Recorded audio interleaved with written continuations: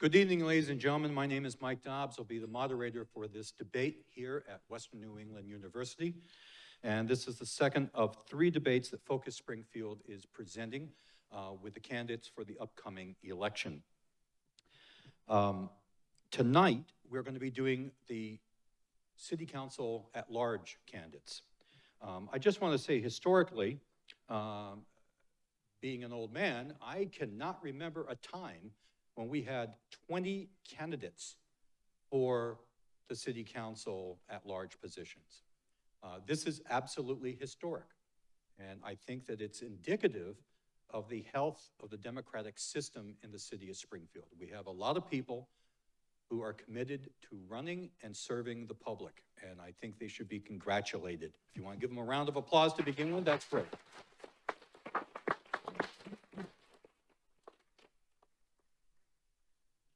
Just to let you know, tomorrow will be the mayoral debates. They will also be at 6:30 here on Focus Springfield and in this auditorium at Sleeth Hall here at Western New England University. So, if you missed the debates for some reason, they are going to be posted immediately up on YouTube right after we get done, basically. So you can see them over and over and over if that is your thing. So let me explain how this is going to work, because this is very unusual to have this number of candidates for basically one category of candidate. So we're going to take our candidates, and most of them are here. We've only had 2 people not being here, which is really outstanding in my opinion. We're going to take them 5 at a time. I'm going to ask a question at the beginning of each group of candidates, and then our media panel is going to be asking questions throughout. So let me introduce the media panel. So we have Western New England University Student Senate President Sean Alvord, Jonah Snowden of the Republican, Matt Safransky of Western Mass Politics and Insight, and Chris Mazza, who is one of the managing editors at Reminder Publishing. So in order to give the candidates the most amount of time that we possibly can about their viewpoints and their answers to questions, we've eliminated opening and closing statements. So what I would like to urge everybody, however, to do is to go to these candidates' websites, also go to the Focus Springfield YouTube page. There you're going to find their candidate statements that they made on Focus Springfield, and also you're going to find a number of interviews that I conducted with candidates at this year's Sheriff Cochise Picnic. So there's plenty of information about these people, what they stand for, what their background is, and I really urge anyone who is going to vote to take a look at the candidates and take a look at their qualifications. Okay, so at this time, I need to tell the candidates that you need to be aware of a sound. There you go. Stolen from a delicatessen in New York City is the official Focus Springfield shut up bell. So here's how it works. Focus Springfield Executive Director Steve Carey is sitting right there. He is the timekeeper for this. The media panel will have 1 minute to ask a question, and then the candidates will have 1 minute to ask the question. Steve will ring that bell once when you have 15 seconds left. So you know when you hear that to wrap it up. At the end of 1 minute, he will ring it so loud it will actually overcome whatever you're saying. There you go. In terms of the audience, please do not applaud until the end. We don't want to take time away from the candidates and their answers, and we're trying to do this as efficiently as possible. We think that within a 2-hour time frame, we can get everybody in and out of here. I know that sounds like a long time, but we've got a lot of candidates, and every candidate deserves to be heard, and every candidate deserves to be able to say their piece about any number of issues that's going to be brought up. So, I think I have covered all the housekeeping. So what's going to happen is we're going to do our first group of candidates here first, and then we're going to go to a slide. We're going to, that way it covers the switching of the candidates, and that we're going to do that until we get everybody up and questioned.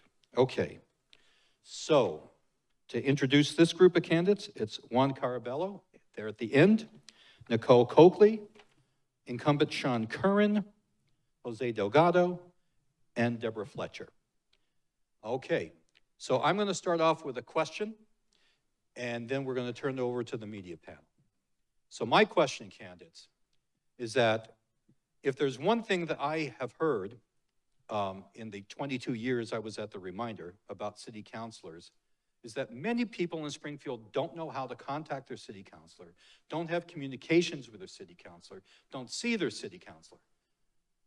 What would you do differently to make sure, especially in the at-large position, to communicate with your constituents? Because your constituents are the same as the mayor's constituents. It's the entire city. So Juan, I'm going to start with you. What would you do in order to ensure better communications? And please take the microphone and get real close to it. Get real nice and close. There you go. Thank you. I like to keep it simple, and I like coffee hours. I like to assign one location, whether I bounce around or not, but we also have a beautiful library that I would probably focus on. And I would just let the people know ahead of time, this is where I'm gonna be from these hours, come see me. Or if I need to walk around, you should see me around the city anyway. I pick up a lot of trash. I pick different neighborhoods to bounce around in. And I jump around and knock on doors every now and again, introduce myself as we all need to let the people know who we are. So my form of communication is either just come see me at specific hours, or I'm coming to see you, not regardless, but I'm coming to see you during my regular travels anyway. So the communication should be open at all times, and that's how I'm going to keep it. Thank you. Nicole.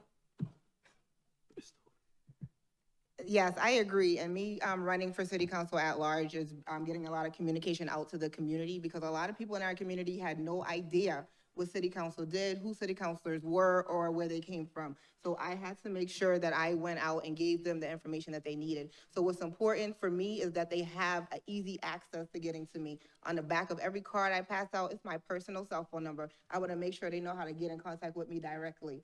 They have my email address, and I let you know I live on Bristol Street. If you need me, I'm available. So making sure that you're available in times of need, and even when you don't feel like you're needed, all community members should have easy access to you. So making sure they know how to get in contact with you. Events are going on. Event coordinators shouldn't have to contact you. You need to contact them and say, what do you need? How can I help you? Thank you. Sean. It's a great question. After COVID-19, I think there's a lot of lines of communications that have broken down. You see that change in the city, that people, it's really coming back to life politically, and our civic life really as robust as ever with this amount of councilors running for Springfield City Councilor. I think we could probably use better use of technology at City Hall, whether it's Zoom, Facebook, Instagram, and perhaps we can begin some other projects such as virtual town halls like this one, but throughout the neighborhoods. And perhaps the Springfield City Council could get more aggressive so that we can get virtual town halls on Zoom in every neighborhood, in every community, so that everyone can participate, from young and old, as well as the elderly. Okay. Jose? Thank you, Mike, and thank you, panelists, for the question, or actually, Mike. I agree with everything that the folks up here said. I think the number one thing that we need to ensure is that residents do have communication, not just with your city councilor, but with the city of Springfield. There's a lot of resources and things that are going out there, and we want to make sure that residents are informed ahead of time and know how to access that. And I think we could do that through a number of different ways that have been suggested here. Obviously, I think the city's website, I think social media avenues is good with especially our younger crowd. I agree with Councilor Curran on the use of, I was gonna say town hall forums in general, but virtual town halls. But we also have a very robust neighborhood and civic association groups in the city, and I think we should utilize those as well, including our friends in the media. Okay, Deborah, you want to pull that close to you? Thank you for the question. Communication is important. Answering the phone, which all city councilors do to this day. I'm very sorry that this community believes there is no communication, but I call every one of them at any time and they answer. I also think that we can't block people because of constructive criticism. That is like my number one P. They do that, and that's like the only thing that I do see that we need to change, but they all really answer and they respond to all their emails. Thank you for the question. Okay, so Sean, we're going to go with you first with a question from our media panel. One of the greatest issues facing students in this city is safety and security. What are your plans to enhance safety on and around college campuses and in student-populated areas? And how will you address concerns about crime and security? Okay, so Deborah, we're going to go down this way, so you get the first answer. Well, thank you for that question. It's like a favorite. I apologize for that. I am a law and order candidate. Our number one problem for crime is we are a sanctuary city. And so we'll reverse that, which will protect police and keep residents and civilians safe. Guns, we have a gun problem starting from the top. We are a trifecta. I am a Democrat. We all are Democrats. Democrats are in control. So we really can't combat anything until we get that notification and that bill passed. That's just how it is. I'm sorry. Okay. Jose? Thank you. Thank you for the question, Sean. I think, obviously public safety is important for all of our residents, including our college students. So the first thing I'd like to do is actually do an audit and see what current steps are being done right now to make sure that the students are safe. Then from there, obviously seeing what type of collaborations we can make with the campus PD, local PD, and a lot of our kind of community organizations to make sure that there's robust information getting to you in terms of what's going on. I know that some campuses use the text alerts and email alerts and things like that. So I definitely would love to see more of that new technology, as Sean mentioned earlier, being utilized to make sure that our campuses and our students are being safe, including our students who are off campus as well. To Okay, answer your Sean question, I really do believe here in the city of Springfield, we need John, could you put the microphone a little bit closer there to you? we need an at-risk youth task force led by Sheriff Nick Kochi, as well as the state police and the Springfield police. We need to target every single neighborhood with outreach, social workers, mental health workers, substance abuse counselors, especially for the ages of 17 to 25. We have seen the last 2 years, homeless children, the teenagers on every single street corner throughout the city. That has to end. So I really do believe we need to dedicate a large portion of our law enforcement funds to outreach. And we need to reach out to these young men and women who are getting lost in drugs, alcohol abuse, and mental health issues, and who are now on the street. Nicole? It's important that we really encourage students and students that are not from the Springfield area to get more involved within what's going on in the community, and especially informing them about like C3 meetings that they can start attending so they can bring their concerns there. We have the police department that's there. They pay attention, they listen to concerns, so then they're able to bring it back to the police department and figure out how they can work it out. If students are not safe, they don't feel safe, they need to make sure that they have somebody that they can reach out to. We need to make sure that campus police, along with the Springfield Police Department, are working collaboratively. Even that means we have to make sure that we get more police presence out and make sure that everyone in the community is feeling safe, not just college students, but we want to make sure that all community members are safe out here in Springfield. And Juan? Engagement and presence. Everyone who knows me knows that I'm a big emergency services person, and I show that with everything I do. When I grew up on Central and Cherry Street, and there were police officers that drove by all the time, and they would stop. They would have stickers, little toys or whatever, and we knew them, and we also had police officers that walked around. So engaging the community and having that presence, so if any criminal activity does come in the area, they think twice about doing that, and we can do that on college campuses as well. A nice saturation of the police force would definitely curb some criminal activity. So engagement and presence. Thank you. All right, the next question would be from Jonas Snowden of the Republican. Hey, good evening, candidates. My first question for you is, what do you hope to accomplish within your first 30 days of service if elected? And we're going to go with Jose Delgado first. In the first 30 days, I'm hoping that there's some type of orientation to make sure that I know what I'm getting into in terms of what's going on in the city. I hope to connect with my colleagues on the city council to make sure that I'm establishing relationships with them. I also want to make sure that I intend to connect with city staff, department heads to figure out what are the things that they're working on, what are the biggest opportunities, challenges, and then also establishing some type of, to one of the previous questions, some type of communication strategy to make sure that I'm also engaging with the residents, because the residents, if they elect me, I want to make sure that they're the first ones that I'm communicating as well in terms of what's going on. So I think that's a lot for 30 days. Okay, Sean?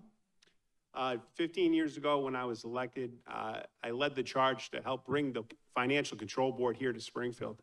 Now that it's 2023, you've seen the economic news. We just lost Lego. We've lost Smith & Wesson. We see Mass Mutual moving to Boston. My first 30 days in the new term as a city councilor at large will to call for an economic development control board for the best and brightest minds throughout the state to come to Springfield and figure out how to bring jobs. We need to act on policies that'll bring people to the city. Policies such as the Springfield Food Hall that has been replicated in Worcester successfully. Policies such as a Hoop Hall of Fame, Hoop City Complex to bring in younger people. But we need jobs and we need an economic development control board here in 2023. Nicole?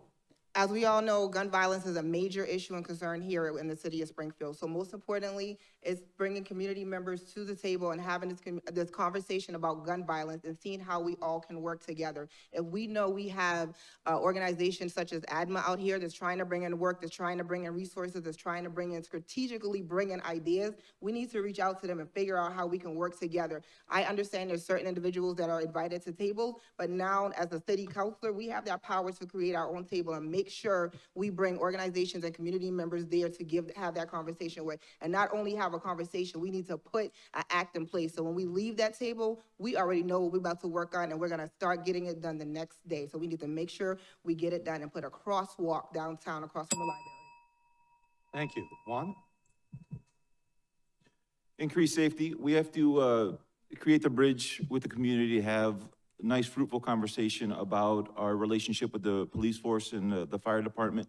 And we need to realize that we need more funding and we need the police officers and firefighters to have the best equipment possible and everything they need to facilitate a good working environment.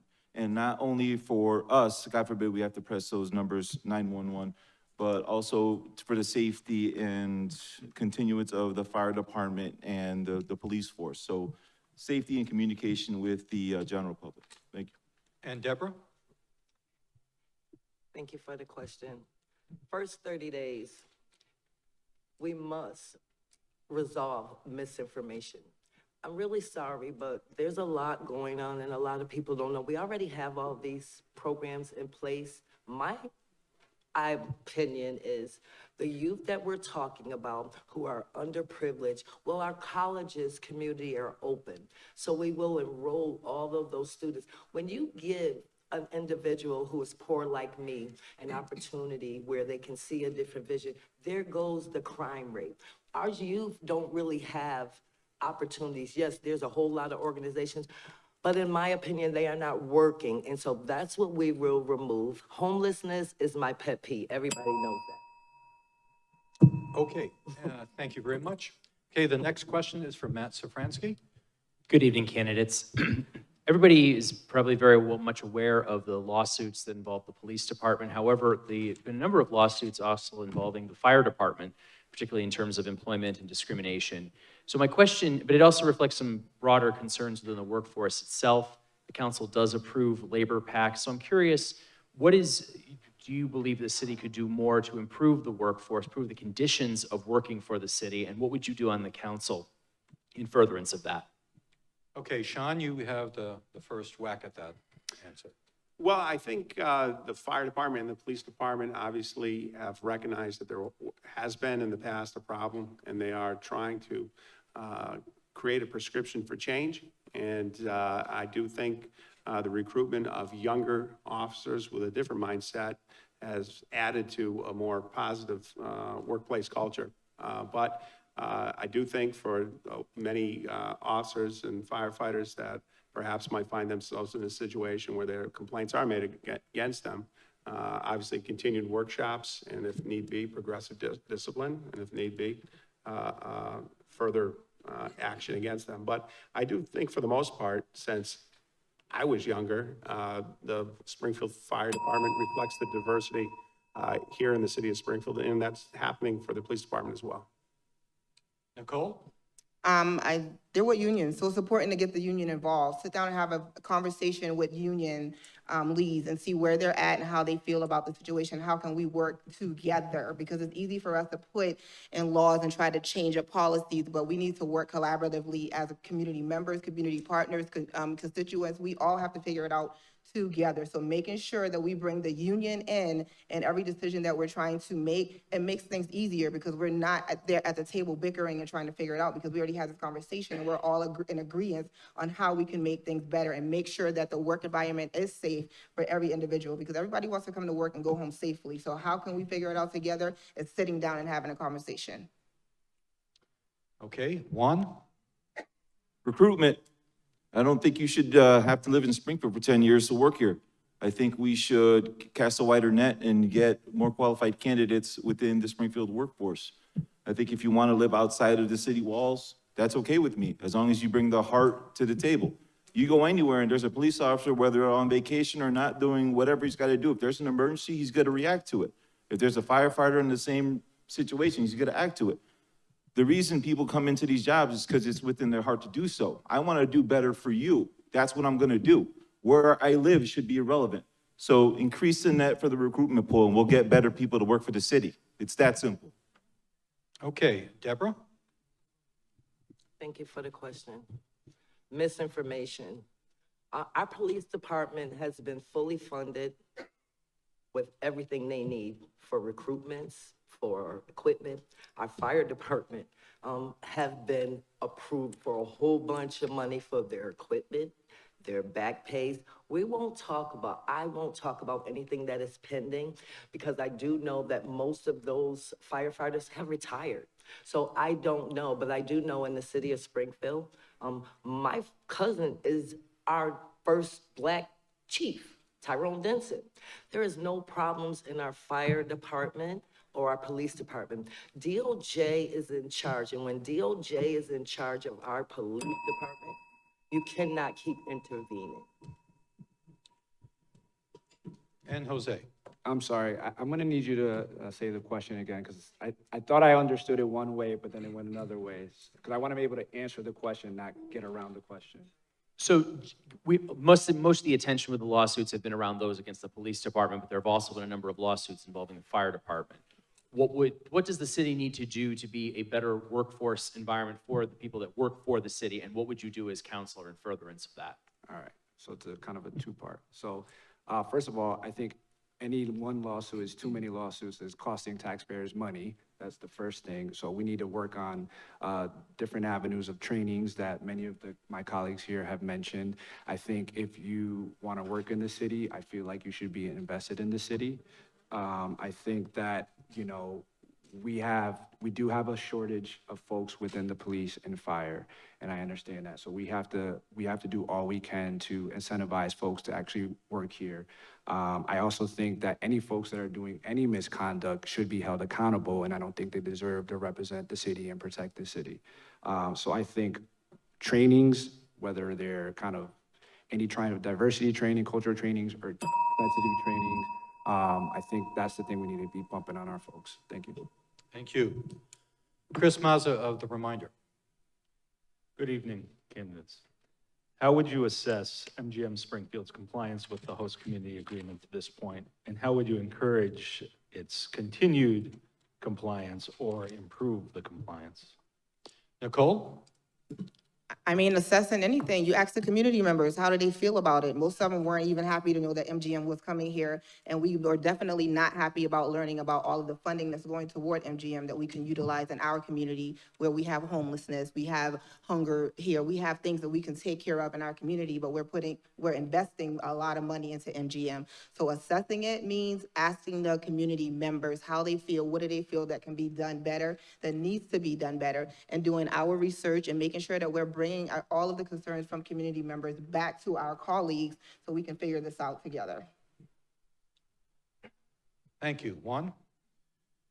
It does connect with the community, the connection to the community, but also I was a little off when MGM started and they proposed one thing and another thing was built.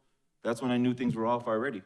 And if we're raking in all this money that we weren't before MGM, where is it gone to? Where can we see the improvements throughout the city?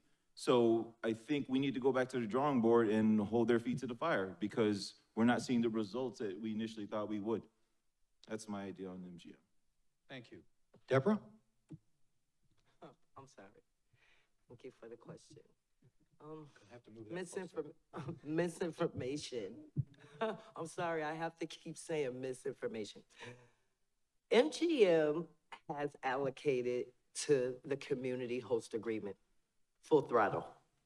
There are people who don't understand. Now, I'm not being disrespectful to anyone's resume. You don't understand politics and you don't understand how it works. So we don't have any deficiencies in MGM. I know that we used MGM and MGM helped us purchase buildings and restore that they will not sell and it is sold back to the Springfield. So there's a lot of misinformation when it comes to MGM and I cannot allow it. Jose? Thank you. In terms of the MGM project, I mean, has it lived up to what it said initially? It was, no, not everything. But what I do know is that, you know, despite they're not making their monthly revenues, they're still paying the city the over $21 million or so. And so I want to know what we're doing with those dollars and how we're leveraging those dollars. The other aspect I want to talk about is we just talked about, we heard somebody say something about businesses leaving the city, Smith & Wesson leaving the city. I want to make sure that we're encouraging our businesses and not attacking our businesses because we need to keep these jobs here. And when we go negative in the city of Springfield and we lose some of these opportunities, I think it hurts our community. So I want to work together with our businesses. If they're not cutting what they're supposed to be doing, how can we help them? How can we assist them to be better? Because our residents depend on those jobs. Thank you. Sean? MGM was never intended to turn around the entire city of Springfield. MGM can't on its own. And MGM has done some positive things in terms of bringing us $25 million a year in the host community agreement. Now, was there a disappointment when they didn't bring a tower? Yes. Did they live up to every agreement that they've put in the host community agreement? I would say they have not. But they're a piece of the puzzle. They're not the only part of the puzzle. Springfield is going to have to turn around Springfield, and we're going to do that when residents are working together like we are here tonight to talk about. Again, I'd reiterate my call for an economic development control board with the best and brightest minds in job creation so we can mitigate some of the job losses, Smith & Wesson, Lego, Mass Mutual. But on the whole, MGM served a purpose. It brings us $25 million a year, increases our tax base, and that's a positive thing. Thank you. Okay, Sean, your next question.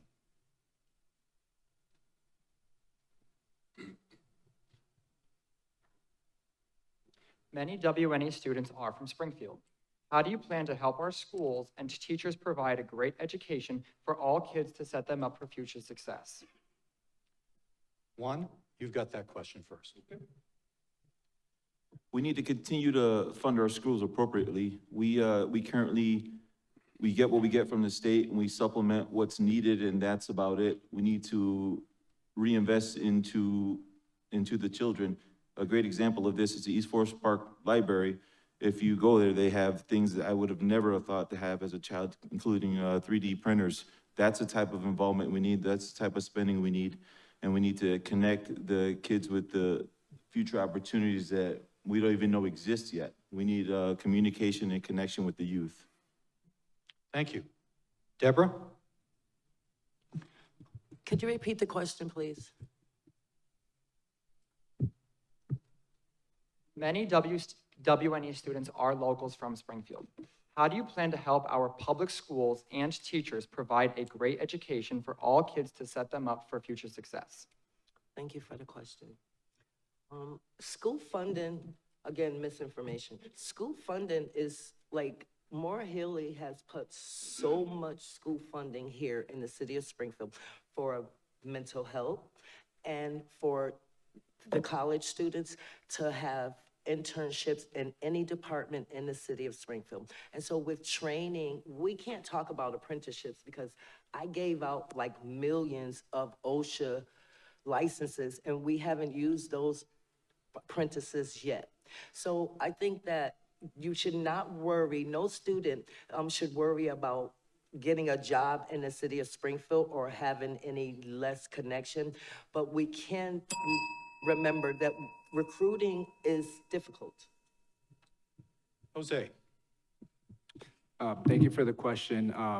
I will say I'm married to an educator in the city, and I see what our educators go through day in, day out. And I want to make sure that we continue to support our educators, especially those who are truly invested in our kids. One of the things I think we could be doing support is exposure, exposure, exposure. I didn't know what I wanted to do when I grew up. I still don't know what I want to do when I grow up. And one of the things I do know is that getting kids out of their neighborhood or exposing them to so many different career opportunities will open up light bulbs. I also think that, we talk about college, and I think college is a great pathway, but we also need to talk about the trades and opportunities for folks who are good with their hands to learn trade skills. I think that's another boat. There's a waiting list for Putnam. The other thing is I want to make sure that we connect with organizations like YPS so we can keep these students here in Springfield and not to other metro areas. Thank you. Sean? There has to be greater emphasis on pathways to get Springfield public school students into college. We're relying on great universities such as Western New England University, Springfield College, AIC, STCC. But why aren't we expanding the University of Massachusetts downtown Springfield? There's UMass Worcester, there's UMass Boston, there's UMass Lowell. Why shouldn't Springfield students have that opportunity for a state education in their city? That would be transformative for Springfield. Why not have a UMass Springfield Medical School? Why not a school for a UMass Springfield Nursing? Why not a school for UMass Springfield School of Physician Assistants? Why not for Springfield students to have those opportunities? Right now, they're being denied. And as a city councilor, I'd like to call the state to invest in UMass Springfield, triple that organization, triple that school, and let's provide opportunities for all. Nicole?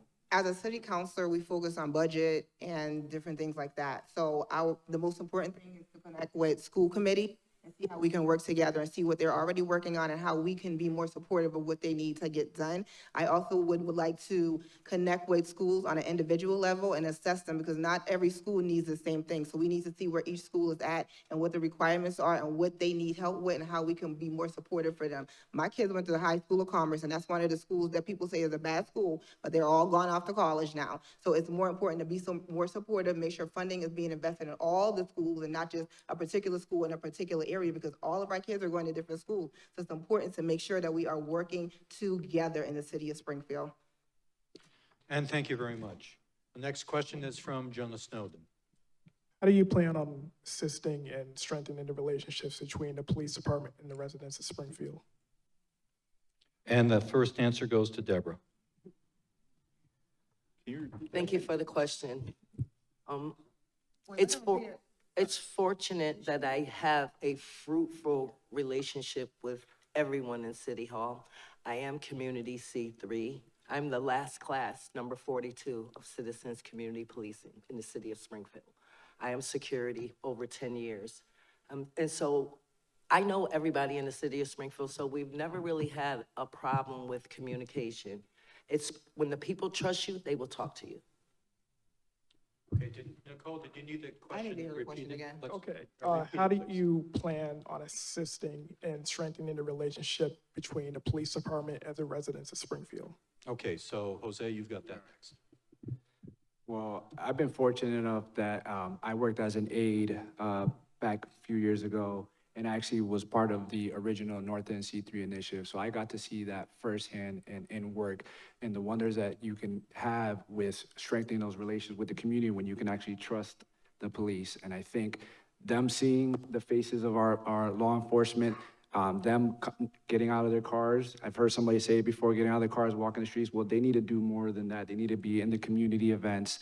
They need to show up. I think one of the initiatives I saw recently was there was a collaboration with police and the sheriff's department, and they had a basketball tournament where they included the youth and the police officers. So I think getting them out there, getting to know their names is one of the biggest pieces for that, for community police. Thank you. Sean? The number one way to strengthen the ties between the Springfield Police Department and the residents of Springfield is to require that Springfield police officers live in Springfield.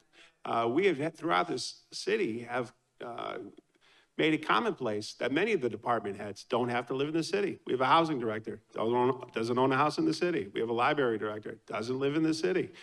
We have a residency director, doesn't live in the city, lives in Ludlow. We have a code enforcement director, doesn't live in the city, lives in Ludlow.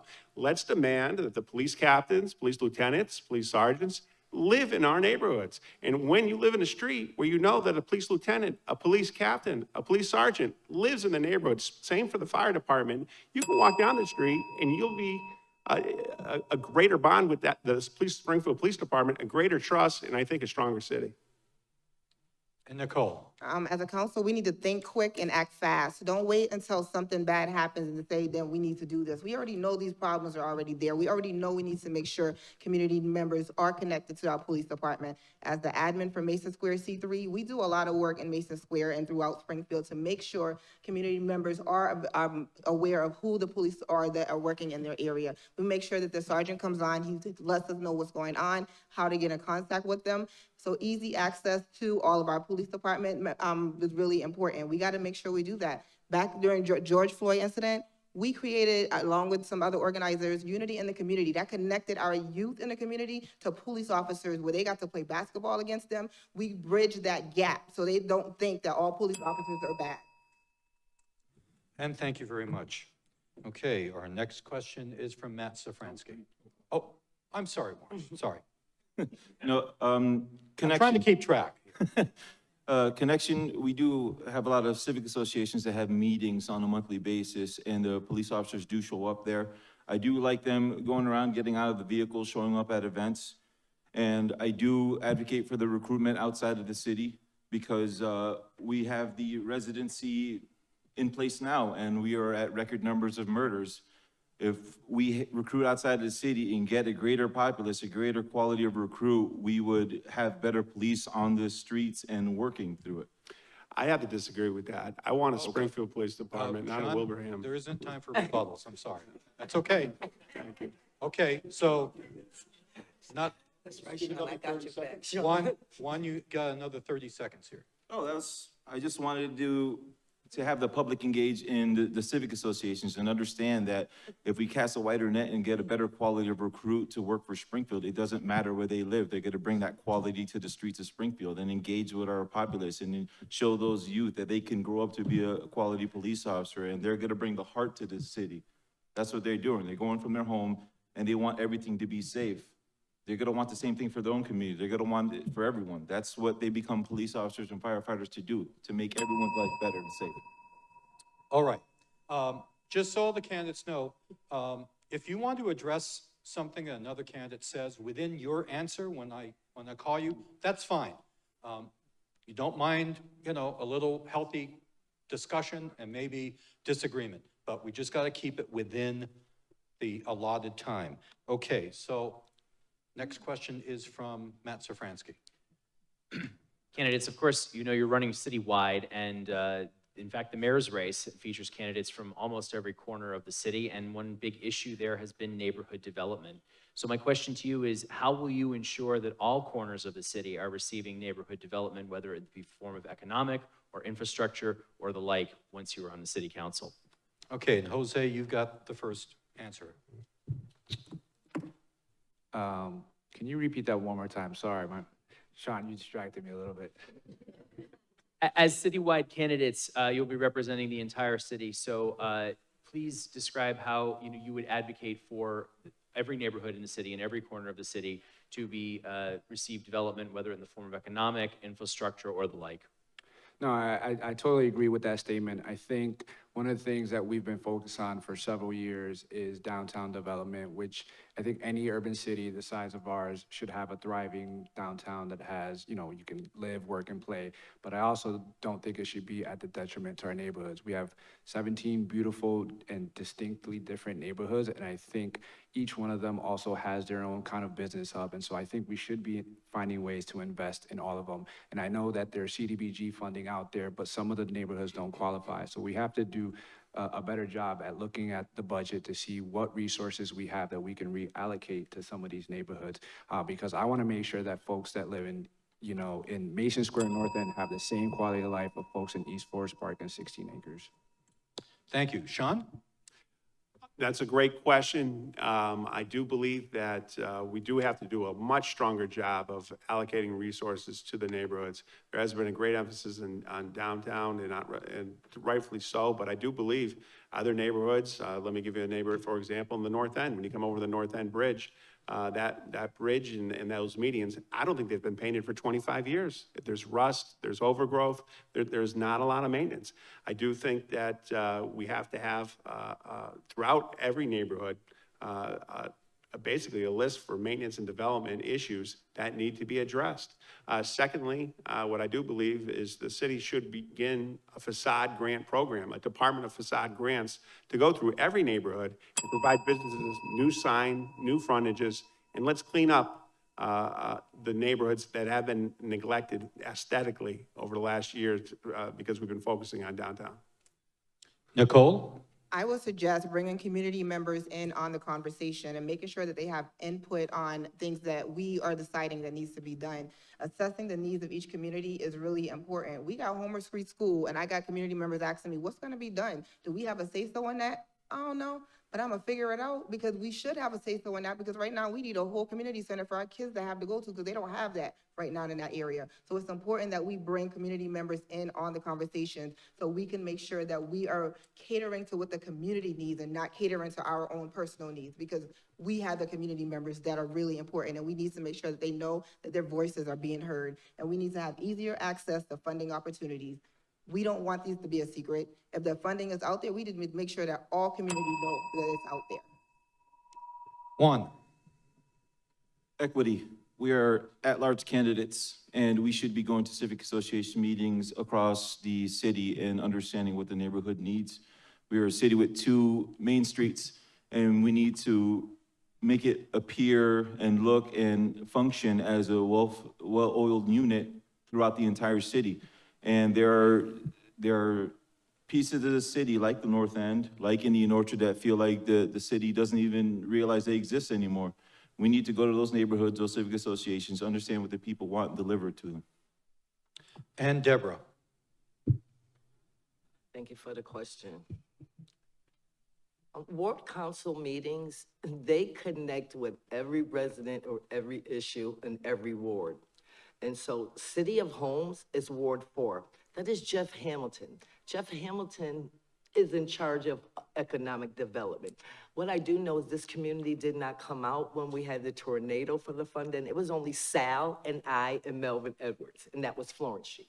I know that a couple of months ago, there was only I and a couple of people here that was at Mason Square when they asked if you all would come out and say what you want to have done with the money. I know that jobs was created and hosted by MGM in the city of Springfield through Jeff Hamilton's home, City of Homes. You guys didn't show up. And Okay, thank you. And Jose, you've got the last one on this one. Can you answer the question again? Oh, Wait, I thought I answered this one. okay, already. you did. All right. Again, I'm taking notes and trying to listen to you guys at the same time. Okay, so our last question's from Chris Mazza. Access to reliable internet is a problem for many people in the city. For example, more than 5,000 hotspots were distributed to students during COVID-19 so they could simply complete coursework. What do you see the city council's role in ensuring that the digital equity gap is bridged? And that first answer will be Sean Curran. Well, we didn't miss a major opportunity with the ARPA funds. The city of Springfield was allocated $149 million in ARPA funds. We should have spent, in my opinion, that on infrastructure, whether it was water infrastructure or digital equity infrastructure. We did not. There's communities around Springfield, most notably Westfield, that has really tackled the issue of digital equity head on. Right now, the $149 million has been allocated towards bar rooms and cafes and other restaurants, but it has been allocated to broadband. So if we are to tackle that, we're gonna have to look for other funding sources. And this, in order to tackle it properly, we're looking at $250 million. That's $250 million. So we did miss an opportunity with ARPA. There wasn't a plan in place. So we're gonna have to continue this conversation. Where are we gonna find $250 million to help bridge the digital divide, which I agree with. Nicole? And as we all know, coming up with funding ain't a problem for our mayor and no other mayor that may be in that seat. So we can make sure that the funding is already there and we can take care of this broadband issue and make sure that we are catering to every household. I don't even see why we're paying for internet. 50% off, why? Make it free. You know, back during COVID, we needed it. Families couldn't afford it. So why were they still trying to figure out how to pay for it? Not pay for it, but then you have to figure out how to get online, how to apply for this. Why do we need to go through an application? Why are we not just going ahead and getting things done? Why make life difficult when life is already difficult for families? We don't need to do that. We need to go ahead and figure it out and get it done, because if it was your family, you would want to get it done. So why continue to make it difficult? Let's go ahead and pay for it and make it free. Juan? We did have a few opportunities that we've missed upon. I think we need to sit down with the companies and understand why they did what they did over COVID and didn't make access a little readily available. We also, we're past that. We have to sit down with the state and the telecommunication companies and figure out a new way to do it. Funding is gonna be tough. Funding just doesn't fall out of trees, but it is interesting that we did have quite a bit of ARPA money and it didn't go necessarily in the direction we wanted it to. And bar rooms and cafes are the ones that did get the brunt of it. So we need to understand that and in the future, better understand how we can better allocate money with all of our voices involved instead of just some backroom deals. Deborah? Thank you for the question. Misinformation, I'm sorry. I personally know this city council body just passed a whole bunch of money for digital. We're about to have those really big signs in the north end telling you about everything and anything in all languages. So I'm sorry that they don't, Mr. Sean didn't remember that. Maybe he was not at that meeting. Secondly, the ARPA money is only allocated if city council members, who is the first level of government, approves it. So TJ is not in charge of anything but the numbers and presenting. City council members have the choice to send a proposal back to Dominic and say, no, I don't see the people. But no, when a 13-member body just says yes, you can't finagle that. Do you understand? And Jose?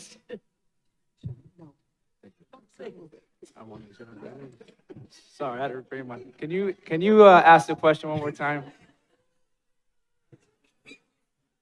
You want the long version or the short one? It was a digital divide question, right? Yes. All right. What role does the city council play in bridging the digital divide? I mean, I don't know about you guys, but my Comcast bill is really, really, really high.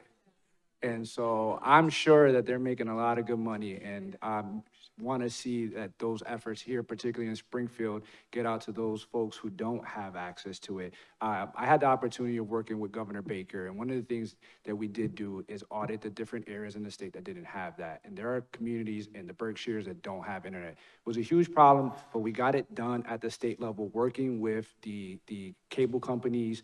And if, you know, Comcast wants to come to the table and work with that, we do that. If not, we should definitely leverage our dollars to create our own broadband links and see what we can do with that, because we can't wait on other folks to do that.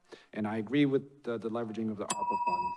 And the last piece is for those folks who don't have the education to access it, and I think we need to find ways to make sure that our residents have that.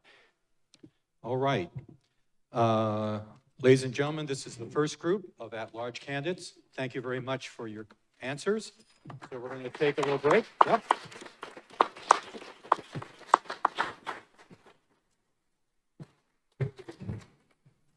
And we're going to be right back.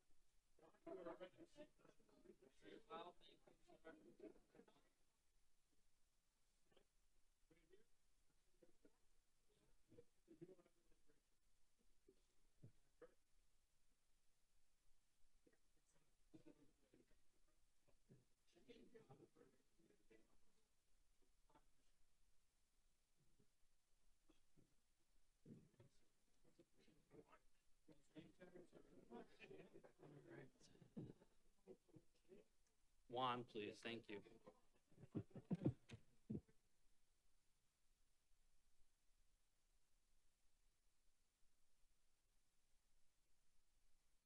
Please grab your seats.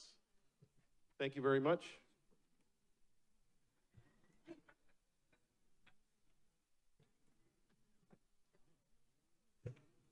Are you feeling good?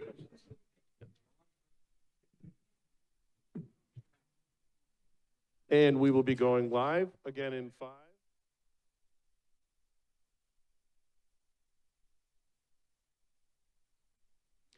And welcome back. This is now our second group of candidates.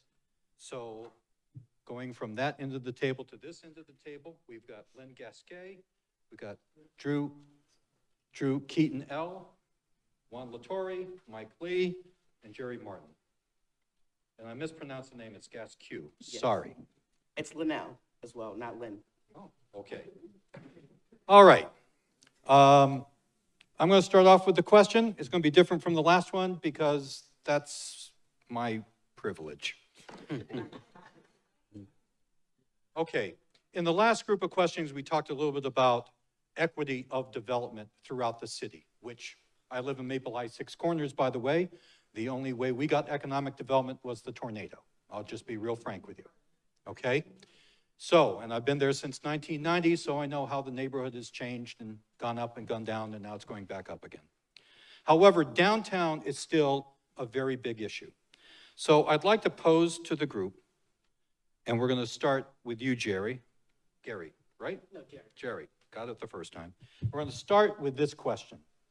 Right now, there are 2 buildings that the city owns in the south end that it bought with ARPA money for the purposes of economic redevelopment. They're near MGM. As far as I can tell, and if you folks know better than me, please shout out, not much has been done in trying to get tenants or get a vision on how those buildings would be used. Now we have another situation in downtown. It's an entire city block with a parking lot with 132 spaces. Now, I'm going to say 2 words and we can all laugh, but this is serious. It's the Mardi Gras block. Okay, you can all go murmur, murmur, murmur. Here's the bottom line. In most cities, if you had 2 buildings opposite a casino that needed development, and you had an entire city block with a huge parking lot, there would be no question a lot of people would have an idea what they want to do with these buildings, with that block. So I want to get a sense from you folks. If you're sitting on the city council, nonetheless, you're going to have a lot of interest in economic development issues. So here are 3 properties downtown that nothing is happening with, that something could happen with, that could create housing perhaps, could create jobs, could create opportunities for entrepreneurs. All right, so Jerry, give you the first whack at this. Terrific. Whack away. But thank you all again for being here today. It's a great evening, and I'm very happy to be here. I think, Michael, what you said right on the head is housing. We are facing a housing crisis here in Springfield. We're projected to be around 10,000 units short. By redeveloping and reutilizing unused space and building new housing units, we can bring in more revenue to the city. More people will be paying rent and taxes, and that's going right back into our system. And it's going to be addressing a huge crisis that we face, and that's people living here in the city at more affordable prices. Okay, Mike Lee? Yeah, I think we need to have people come and move here. So, you know, maybe one of them be low-income housing would be great. We definitely need that. And then maybe the other one be, you know, condominiums, or you could even have elderly housing. That'd be great too. The city's got to be cleaned up first. I'm listening to all these questions, and it seems like it's the same thing. The crime is out of control. You know, I believe in, you know, freedom of speech and everything, but there's a panhandle on every street corner in the city now. And I don't know if it relates to the casino being here. That's all we seem to have right now. We're losing jobs from Smith & Wesson, from other companies. Other companies are being scared away. We got to, thank you. Okay, Juan? Thank you for the question, Mike, and thank you everyone for being here and listening in tonight. Ultimately, MGM has been a mixed bag, and one of those issues that's really challenging our city is the spin-off economic development in downtown Springfield. I think their biggest spin-off is the Wahlburgers, which is great if you like them, but there's a lot more that we should have expected from them, and that's one of the reasons why the city had to develop a casino overlay district to try and spur on more investment. Those two buildings that they purchased along Main Street will be great opportunities for housing. It's 11,000 units according to the Donahue report that we're short. And until we get more housing in the city of Springfield, rents are going to continue to be sky high. When you look at the Mardi Gras building and all that space, you really got to think about what large businesses can we attract to the city of Springfield. You have the parking, you have the infrastructure, you have historic tax credits that you can pursue. But to do any of this, you need a city council that's very consistent about redevelopment. You can't pick and choose every project that comes and say, I think it should be this. You can't say I'm only going to support market rate housing or I'm only going to support affordable housing. You got to say to the developers, we want you to come, we want you to do it responsibly. Okay, Drew? Yep. Thank you, Mike, for the question. Once again, it's good to be here, and thanks for the first panel of candidates. You're talking about 2 properties downtown. Everybody's talking about housing. Do we need more housing? Yes or no? Do we? I don't know. We need more resource centers. Why don't we take one of those properties and develop a resource center that deals with veterans, deals with mental health, right downtown Springfield, to deal with the homelessness. We have all of these units that are coming in the city of Springfield that are pricing everybody out of downtown. The rents are high, and we're talking about we need more housing. We need more resources for the citizens. We need more mental health for the citizens, and we need to get rid of those issues with the homeless downtown. I mean, it's a distraction for the city of Springfield. Linnell? Good evening. I agree with Drew. It's time to really tackle what's really going on and bring more resources to the community that we really, really need. Mental health, homelessness, we all know what's going on. We're not oblivious to any of it. We know, but it's time to really make Springfield better again. And the only way we can do that is if we bring these different things back to the city. It's heartbreaking because I'm from a younger generation and I see everything firsthand, and we need more. We need more homes, we need more jobs. Both of them can be used for both. And that's just it. There's no other way to put it. That's the way. You still got 15 seconds. That's what we need more resources. And the resource center downtown city of Springfield is exactly what we need in order for us to break free from the things that we're struggling with right now in the inner city. Thank you. Okay, our next question is going to be from the media panel, and it'll be from Chris Mazza of the Reminder.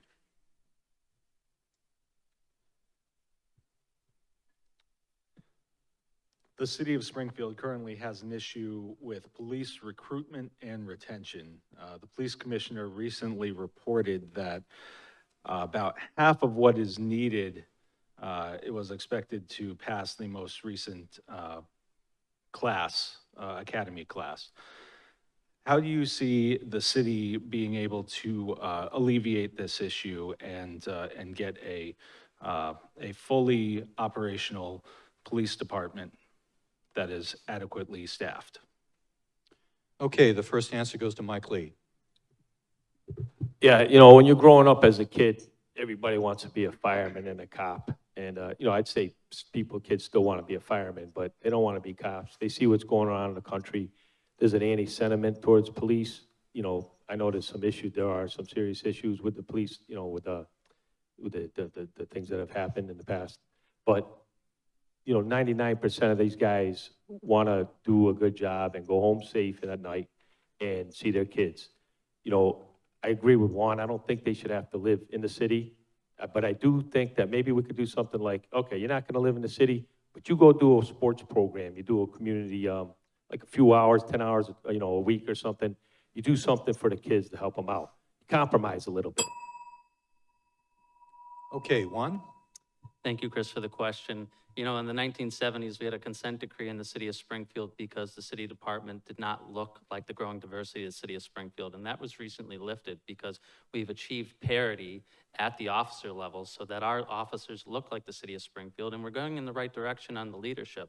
So my question would be to Superintendent Clapprood or our next superintendent, what are we doing with our recruitment to show that our city and our officers reflect one another the same? Why don't we have billboards in downtown Springfield and all of the neighborhoods that say, sign up now for the police academy, be a city police officer today. They're graduates of our city, they're homeowners in our city. We should be embracing this new generation of young officers who have answered the call. And in doing so, we're gonna raise morale and we're gonna encourage more folks to apply, because we cannot have 50 people join a police academy, only take 25 to find out that we're still 30 officers short, and we're gonna be 50 short by January 1st. It doesn't allow for anyone to be safe.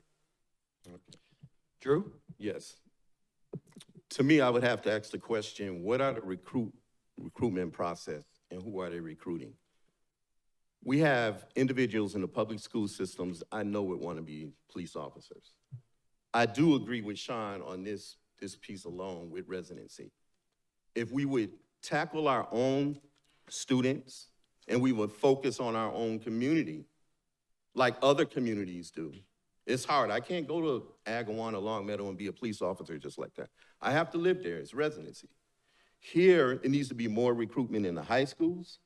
We need to more recruitment in the colleges. I don't see any of that.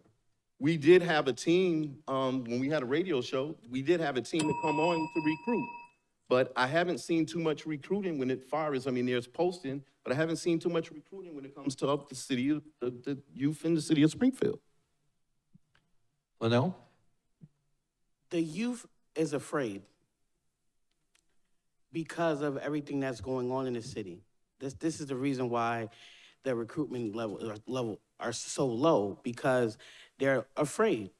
They're afraid of them not being able to go home at night to their families. We need more police living in our communities, because I believe that it will stop a lot of the violence in our communities. If you're aware, if a cop lives three houses down from you, I think you'll have a different sense of urgency to do right, because you know the police is down the street. But the reason why I believe enrollment is down as much as it is because they are afraid, and we're not promoting to our children that being a police officer or a firefighter is okay. They need to know that it's okay. Thank you. Jerry? Chris, that's a phenomenal question. You know, a good friend of mine throughout school just graduated from the academy and started his career as a policeman. It's a very real thing. There's a lack of recruitment, no doubt about that. The best way for us to combat that is building these relationships. I'm a big proponent of neighborhood and community policing. And I think going a step beyond that is to create a pipeline directly from our student body to the police academy. Students who, you know, I know some of our C3 units are doing pickup leagues, playing basketball with kids.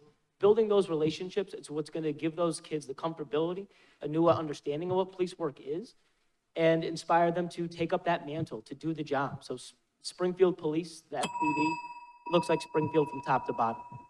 And it's reflective of our entire community. So thank you. Thank you. Next question is from Matt Safransky. Candidates, of course, we all know there's a mayor's race going on here, so there may be a new person in the corner office. But even if there isn't, collaboration with the mayor's office is essential for a city councilor. However, at the same time, you are an independent branch of city government. So describe how you will approach that balance between being both independent, but also collaborating with the administration. And the first answer goes to Juan. Thank you, Matt, for the question. It's a great one. Look, I think sometimes our city has suffered because some of our city councilors are more about press releases than about progress. I don't know who the next mayor of Springfield's going to be. That's up for all of the voters to decide. What I declare to you as a candidate is that whoever the next mayor will be, I will have a working relationship with them along with all of the other Springfield city councilors. When we find areas to agree, we will pursue those areas vigorously. When we find areas that we disagree, we will debate those issues. And in those occasions that we vigorously disagree, we're going to keep it civil because that is how we make sure that we maintain our civics for the betterment of the city. City councilors are not supposed to be rubber stamps. They are supposed to be the closest elected body of the city of Springfield. We manage the budget, we're responsible for special permits, and we need to be honest advocates and also provide necessary oversight to the departments. I've done that in my entire career, and I will do that on the Springfield City Council. Drew? Yes. I agree with Jay. I agree with Jay. 17 years, or 16, 17 years is a long time to be in office. It's a long time. What I see right now with the city council and the mayor, for the most part, is dysfunctional relationship. You can't run a city with dysfunctional relationships. You really can't. You need collaborations, the voting, you need the taxes are being raised.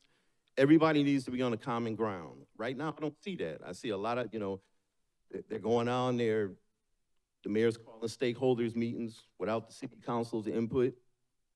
City councils are coming out with press conferences, trying to work with the mayor. They're not, I'm not saying all of them are, or all of them not, but on the most part, that's what's happening in the city of Springfield. We can't thrive unless there's some kind of collaboration. Linnell? I believe with whether it's our current mayor or hopefully our new mayor, that everyone will be able to get on the same page and understand the needs of the city and do whatever it takes together to make Springfield great again. Jerry? No, that's a great question. I am my own man, 110%. I am a new voice. I'm going to bring new energy. I'm very thankful that I have a pretty good relationship with all the other candidates. I'm already working collaboratively with State Representative Ramos about getting a scooter of myself. I don't know if you guys see him. He door knocks with a scooter. It's a tremendous idea, terrific idea. But I haven't worked with many of the other politicians here locally or otherwise. I'm beholden to nobody. I am my own man, and I'm bringing my own ideas. I'm bringing my own voice. Okay, and Mike? I think, whatever mayor gets in, I'm gonna work with them myself. I think there definitely needs to be good, healthy arguments and disagreements. But as far as the current mayor goes, I don't think anybody loves this city more than him. I'm coming in to help that guy out, and I know him personally. I think everybody cares about the city in one way or the other. I think he envisions a picture of the city being the way it used to be. And, when it was different maybe 20, 30 years ago. It's gone downhill. He needs help. I don't think we need to defund the police at all. We need to help them as best we can, fire and all law enforcement agencies and the first responders. We got to make this city safe to bring business here. That's what it is. All right, so let's see. Jonah, you've got the next question. How do you plan to work with city officials to assist the homeless population here in Springfield?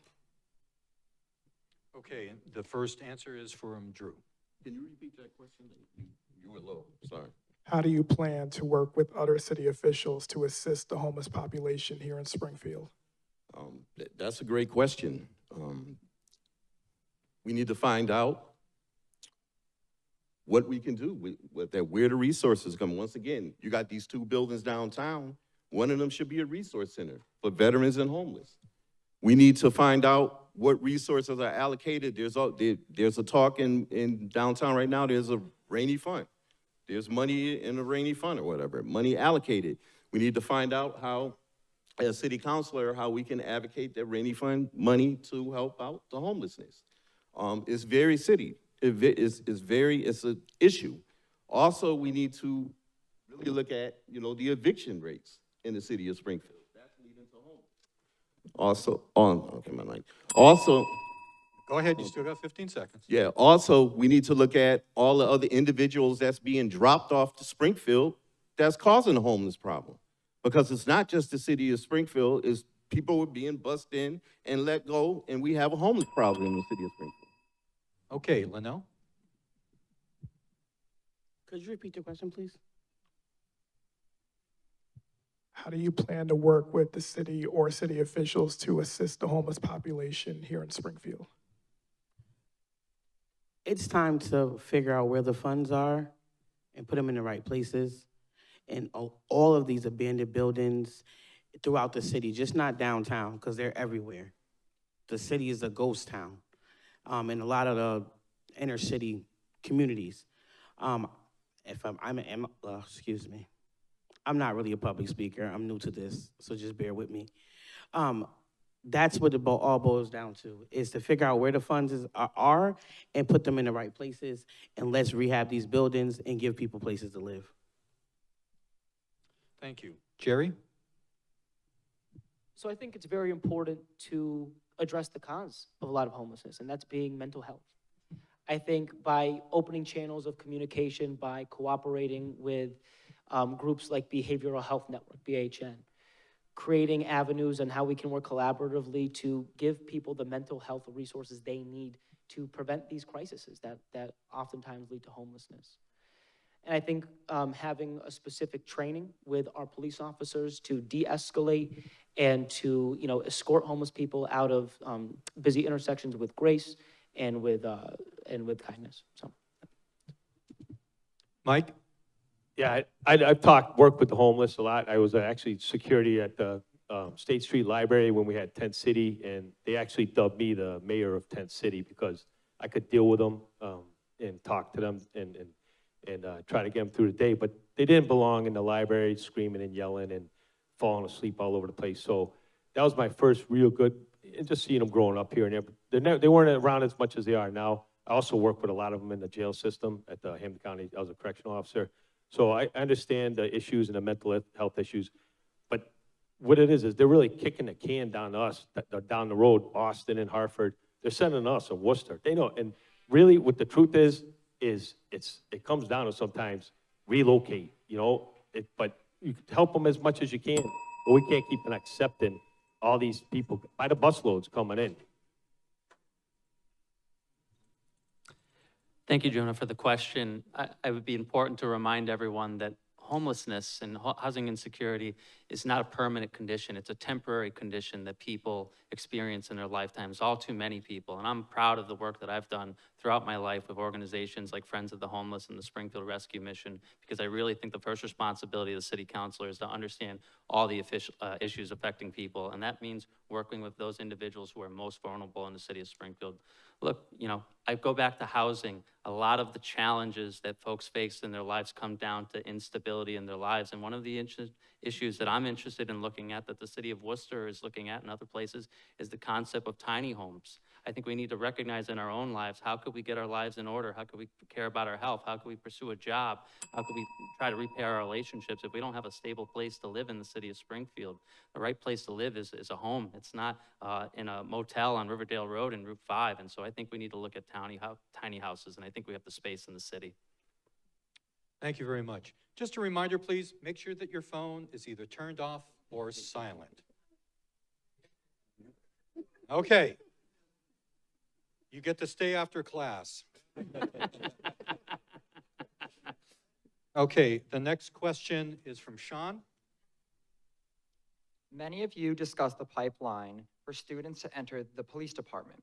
Outside of this example, what measures will you take to encourage local businesses to hire students and offer internship opportunities, contributing to both student success and the growth of the local economy? Linnell, you've got the first answer. Oh, sorry. I'm talking to myself, hitting myself on the table.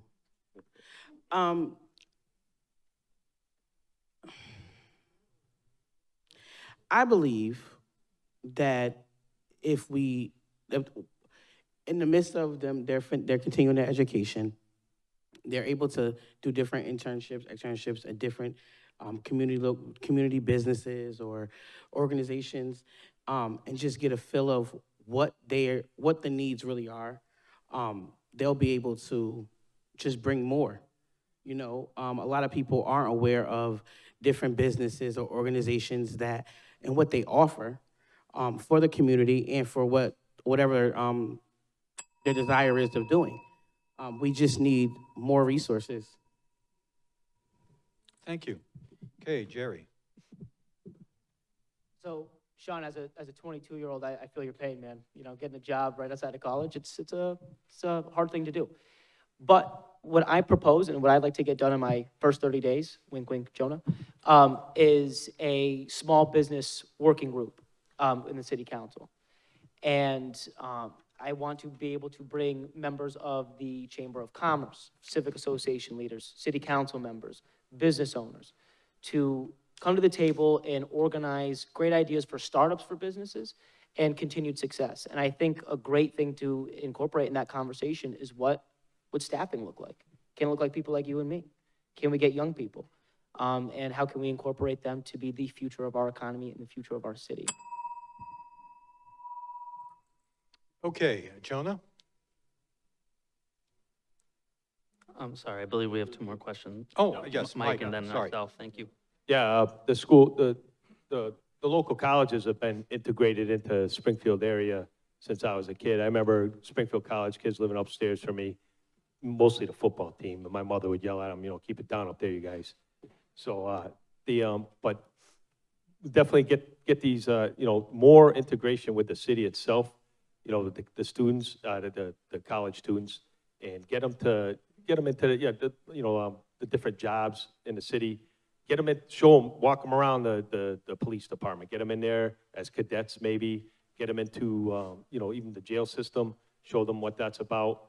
And, you know, Winnick has a great criminal law program here. And actually, one of the commissioners, Gary Birdie, I think is part of that. He's doing a great job here. Thank you. Thank you, Sean, for the question. First of all, public service announcement. We have almost 150 open positions in the city of Springfield right now. So college seniors, we want you to apply. But here's one of the challenges with municipalities. When you apply for a job, they're looking for you to start working right away. If I work in the tech industry, we recruit college seniors in September and October and November with the understanding that they're going to start in May and June. And if we're going to have this many open positions, why don't we consider a strategy like that so that we have the opportunity not only to retain some of our talent in Springfield, but maybe we can bring them in during the winter break so that they can get a little introduction to their full-time employment and so that they're ready to go in May and June. The other thing I think we need to do is the city offers tax incremental financing programs to businesses. And all the time we talk about this, we say, how many jobs are we gonna bring? Instead, what we need to look about is what benefits are you gonna bring? We need to make sure those businesses offer first-time home buyers incentives so students have a reason to stay in the city of Springfield. Drew? All right, I'm kind of going to echo what everybody else said, but I really think like Lynette said, the internships are very important in the city of Springfield. Also with the internships, because company does not guarantee to hire anyone, it should be a tax credit too for that company. Maybe we can create an ordinance where the tax company, if they hire them, there's a tax credit to that company to keep students not only here, but to keep them in the working force in the city of Springfield. So we can develop that as well. So it's just more, and I agree, we run a mentoring program right now in the Springfield alternative school systems, and that's what we try to do. We try to provide more internship opportunities for them so they can see different companies and experience what different companies are. So if they do go to college, they might be able to come back to that company and work. Okay, the next question is from Jonah Snowden. Oh, is it Chris? All right, it's Chris. Well, Springfield is not alone in the valley in having issues with housing stock and affordability. What solutions do you see to alleviating this issue in the city of Springfield? Okay, Jerry, you've got the first answer. I'm sorry, I didn't get the last part of that question. What was that? What solutions do you propose or do you see helping alleviate this, this issue for the city of Springfield? So I got to give credit where credit's due. I think Tom Oakley brought this up too. In terms of affordability and housing, Springfield does a lot of the, Section 8 affordable housing here compared to a lot of our suburban surrounding areas, like, Longmeadow and whatnot. They need to pick up the tab. They need to do a little bit more. They need to pick up their end of the bargain, and they need to start saying if they want affordable housing, if they want to start helping people out, then they gotta meet us at the table. All right, Mike? Yeah, we definitely, I grew up with housing and thankful for it. As soon as I was 18, I started working, and I've been paying my mother's rent and bills since I was 18 years old. I think people gotta do it themselves and get out there and get, be motivated to buy a house. I think some loans, low-income loans should be given out, for small houses in the city and start building. I like the tiny house idea, actually, that's pretty good. Cut back on the restrictions and all the things that that you can't do to build a house. I think that's a great idea. We don't want to see trailers all over the city, trailer parks, but we need to, change it up, think outside the box. Juan? Thank you so much for the question. It's very important to remind the public that it's true. Property values, particularly residential property values in the city of Springfield, have grown significantly in the last 2 years. But it's important for you to understand that over the last 10 years alone, your city budget has increased by over $300 million. It is a 54% increase in a budget in 10 years. And when you do that, and you have limited economic development revenues on the commercial side, you have not many choices other than to raise residential property taxes. So what we need to do is to elect city councilors who are willing to have the same conversations about the municipal budget that you have in your homes, which is to have a conversation about wants versus needs. And in addition to that, we need to fully implement the senior property tax work-off program. Our seniors have worked their entire lives to earn their homes. It's important to generational wealth. They deserve to stay in their homes. Let's help them out. Drew? Okay, good. That's good for residential properties, and I agree with you on that.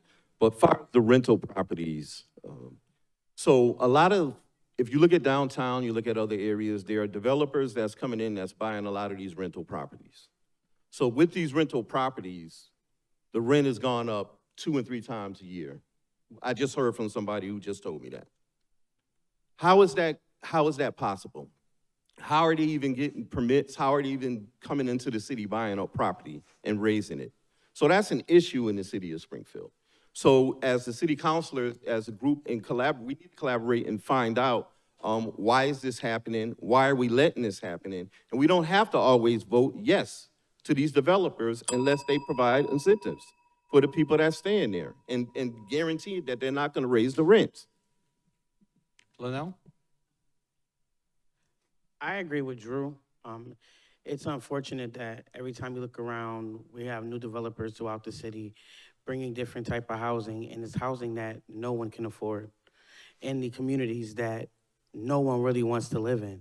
And you're only allowed to be in one section of the city if you have this amount of money, and that's truly unfair.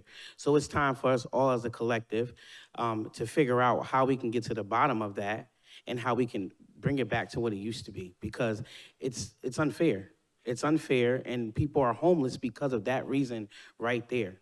It's because we can't afford it. And thank you. So the next question is going to Matt Safransky. In the last panel, we asked a question about economic development being equitably distributed.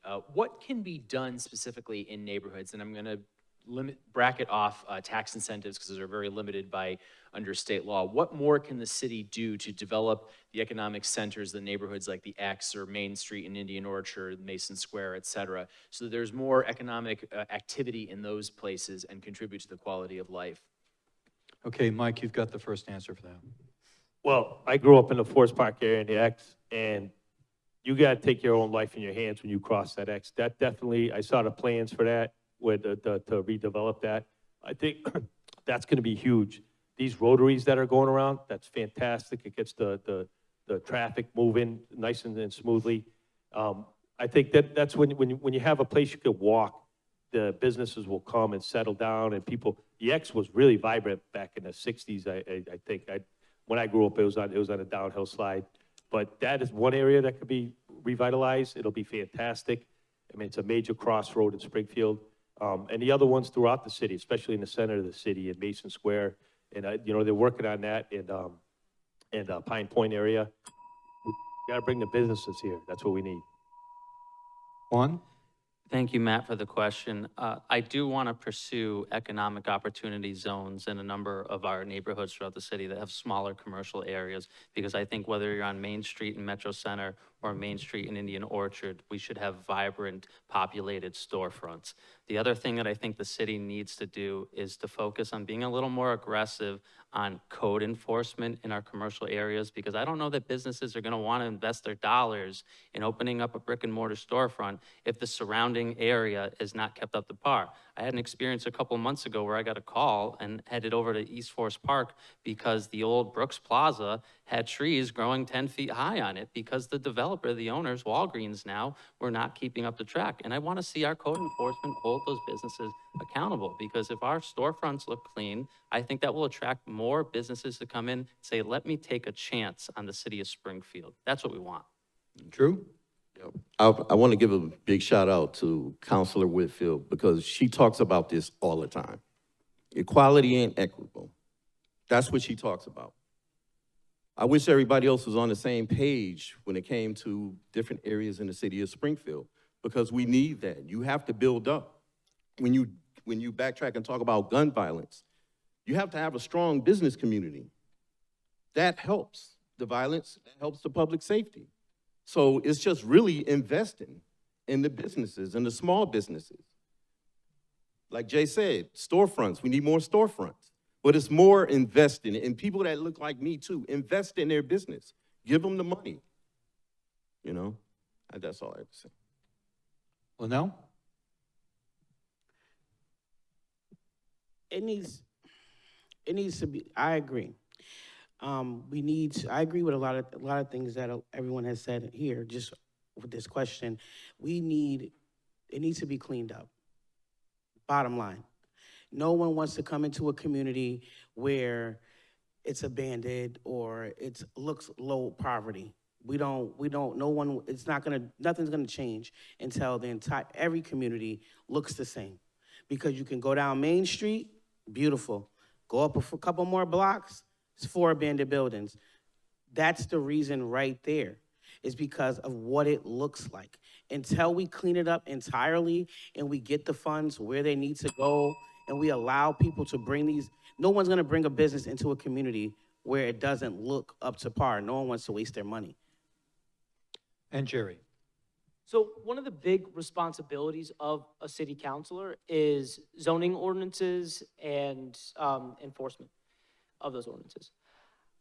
We need to be deliberate, and we need to come up with new ideas of where these businesses can go.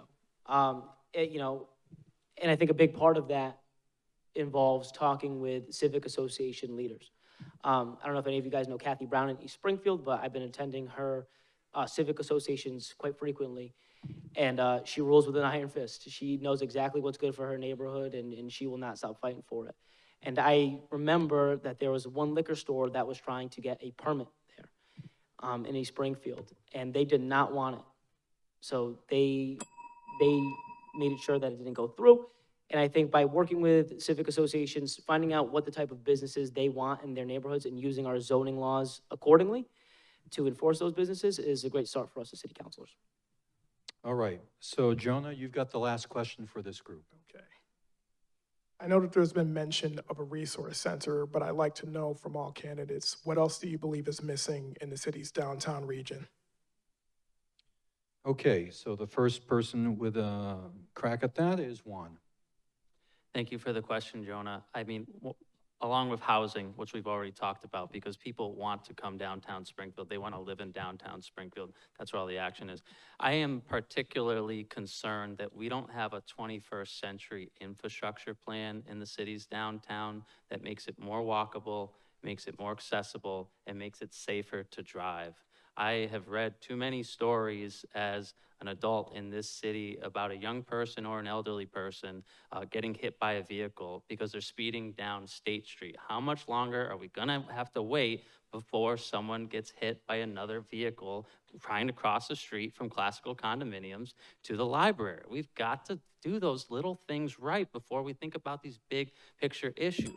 Beyond that, I want to see continued investment in our restaurants. I want to make sure that every area of the city is clean in the downtown area. And it's really important to me that we make sure that businesses have the opportunity to invest.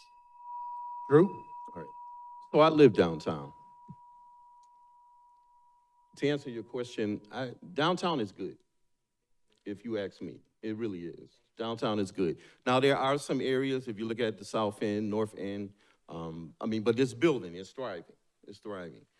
I want to focus my question on the other areas in the city of Springfield, because we haven't focused on the other areas in the city of Springfield. We need to focus on the Mason Square area in the city of Springfield, the Indian Orchard, the X. We need to focus on all of Springfield. We can't talk about just one area of Springfield, not talking about the whole Springfield that encompasses everybody, because we all taxpayers. So we deserve a right to live with public safety. All the areas in Springfield should be focused on, not just one area. Linnell? I agree. It's the entire Springfield, not just downtown. We understand MGM came, MGM does what it does. That's it. But there's more to Springfield than MGM, and we need to make Springfield great again. And the only way to do that is by cleaning it up all the way across the board in every area, not just downtown.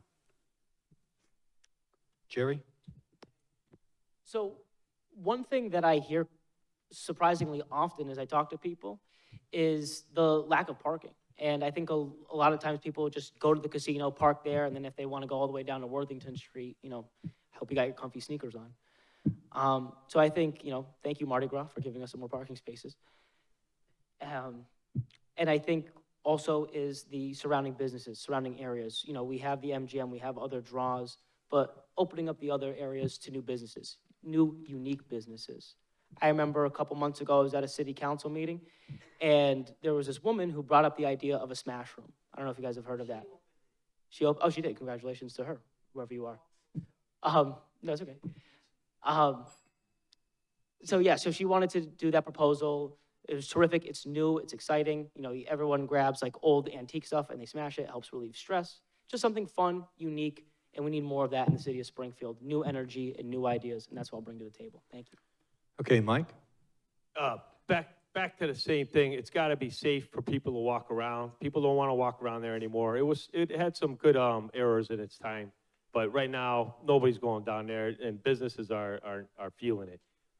Thinking outside the box, and it's not impossible, but a big dig in Springfield, put 91 right underneath the ground, that would be fantastic. I don't think that's going to happen again, but safety. When I bring back the Peach Basket Festival and the Tip-Off Classic, we got Charlie Baker heading the NCAA. There's no reason that can't happen. That would be fantastic for Springfield. And I don't ever want to see the enshrinement program go down to Connecticut again. There's no reason they should have took every kid in Springfield down there on buses and said, hey, we're going to introduce these guys with you here. That's ours, Springfield. That's ours. It was invented here, and it should always stay here.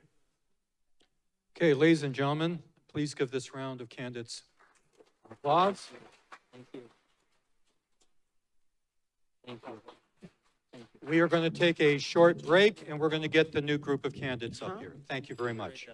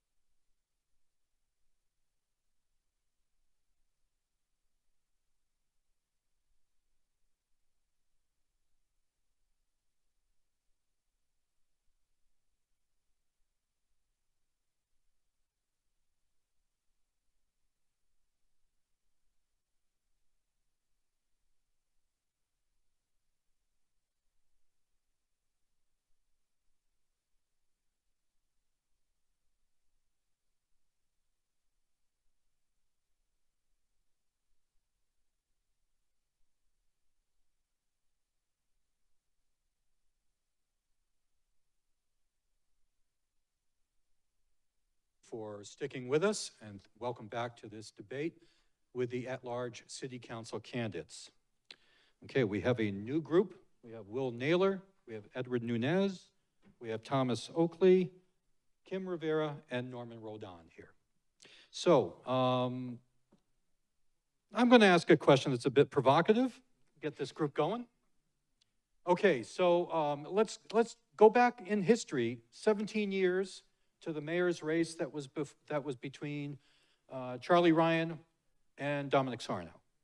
And at that time, you might recall the city of Springfield was working with a finance control board because we were essentially broke. Mayor Ryan had to do a lot of work in order to try to restore the state's faith in Springfield and also to restore the city's faith in itself. One of the things Mayor Ryan did was, out of necessity, was to impose a trash fee. Now, Dominic Sarno seized on that, and most political pundits, there's a couple in here, will think that that was probably a push issue that helped the incoming mayor. So here we are, it's 2023. Dominic Sarno's been in office for 16 years. We talk all the time about our great bond rating. We talk about all the time about how much money we've got and how well we're doing, et cetera, et cetera. So I want to pose a question. I'm going to start with Norman. Do we still need the trash fee? Because the city council is very much involved with the budget. Do we still need the trash fee in 2023? Norman. That's an excellent question, and we all know what happened when that came through. Just pull it a little bit closer there. There you go. We all know that what happened when that came through, and he voted on that issue. People were, kind of annoyed at having a trash fee. Our reality is we don't know what's going on in the scenery of the political world until you go into the system. I think that was an issue that he took upon putting on the agenda, but didn't realize how bad it was at the time. Now, fast forward, you're asking us to look at what it was and what it is now. I think there should be a way of us now revisiting that, looking at the numbers and trying to easy that off our bill. We should be able to have that looked at again, maybe the city council, the new group or group that's in there right now, go back and look at that and bring it on a proposal like they did for the ward representation. Thank you. Okay, Kim Rivera. Well, I have a couple mixed feelings about that. I know that we do not pay right now for the recycle fee. And I also agree with Norman saying we need to go back and look at it. But I know, from my understanding, the reason why he's keeping it is because he's using that money to invest back into some of the things that he's doing for the city. I'm not sure of that because I'm not at the meetings, and I don't work for City Hall, so I don't know exactly everything he's doing with the money, but I thought that that's what he was doing with the money, and that's what he wanted the trash fee for. Okay, Thomas? All I can do is answer this question plainly and say, no, we shouldn't have a trash fee. And with us having, $124 million in ARPA funding, with us having a rainy day fund, with inflation being the way it is, I have 3 kids at home. Groceries are expensive, water's expensive, electricity is expensive. We should be using every resource we have available to lighten the financial burden for our residents. Thank you. Edward? The plain answer to the question is no, we need to eliminate the trash fee. However, I don't think it's that simple. Unfortunately, I believe we've become reliant on this trash fee because we've implemented it for 16 years. So it's not as easy as just removing the trash fee. Compared to some other cities and towns, I'm a licensed real estate broker, and compared to some other cities and towns, our DPW system, what they pick up, it's phenomenal. I mean, we have it pretty good here in the city in terms of the trash that they pick up, in terms of the recycling that they pick up, the bulk pickup that they pick up for $12. They can pick up pretty much everything. So we have it pretty good. I do think we need to explore ways to eliminate this trash fee because we've come to a point where our city budget can afford to do so, but I don't think it's that easy as just removing it one thumb. We just need to look at this a little bit more before we do that. Okay, Will? Yes, perfectly clear when it comes to living this life in this city. There's no fun being broke.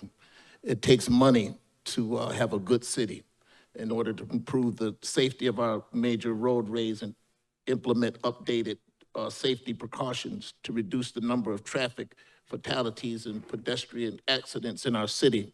It costs money to replace burnt-out streetlights. It costs money to install facilities at our parks, such as Bolden Park and Indian Orchard. It costs money to live well. And so even with the ARPA money, if you were to use the ARPA money, that doesn't mean that there's gonna be a pandemic in the next 5 years.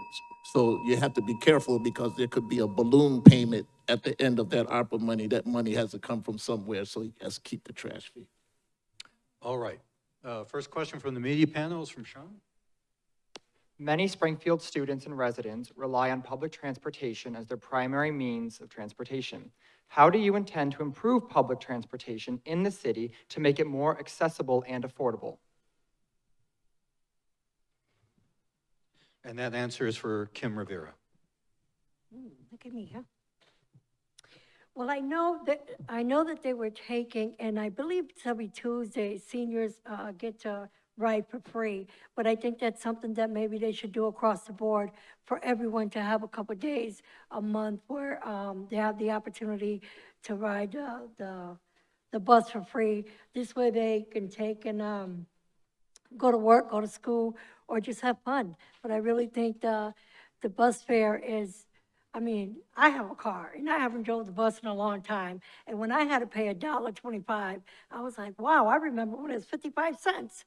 So it's been a long time. So I really believe that the fare needs to go down, and they should have a few days a month where it's free. Thank you. Thomas? Yeah, I agree. I think working with PVTA to figure out creative ways to lower the price or potentially do free days or keep it that way would be super important. You know, we have folks here in our city that the city's not the easiest place to navigate in terms of getting from one place to the other. For my job, I manage a tutoring program, and we honestly try to place our tutors as close to the school as possible because we know what a challenge it can be getting from one neighborhood to another if you rely on public transportation. So I definitely think that's something that can be looked at, especially when we're talking about trying to keep our young people here in the city. It needs to be easier to make your way around the city. Edward? The city of Springfield is a city of about 155,000 residents. According to the U.S. Census, if you look at the estimated data for 2022, about 26% of the citizens of Springfield live at or below the poverty level. If you do the math, that's about 40,000 residents. That's a lot of people. That's like the size of the city of Holyoke. I'm in favor of making public transportation free. If you look at the 22 municipalities that participate in PVTA, they're already funding it. They're doing it through a combination of chipping in funds is what they're doing. I'm in favor of looking at it, taking it a step further. The people that take the bus need to take the bus. The struggle is real.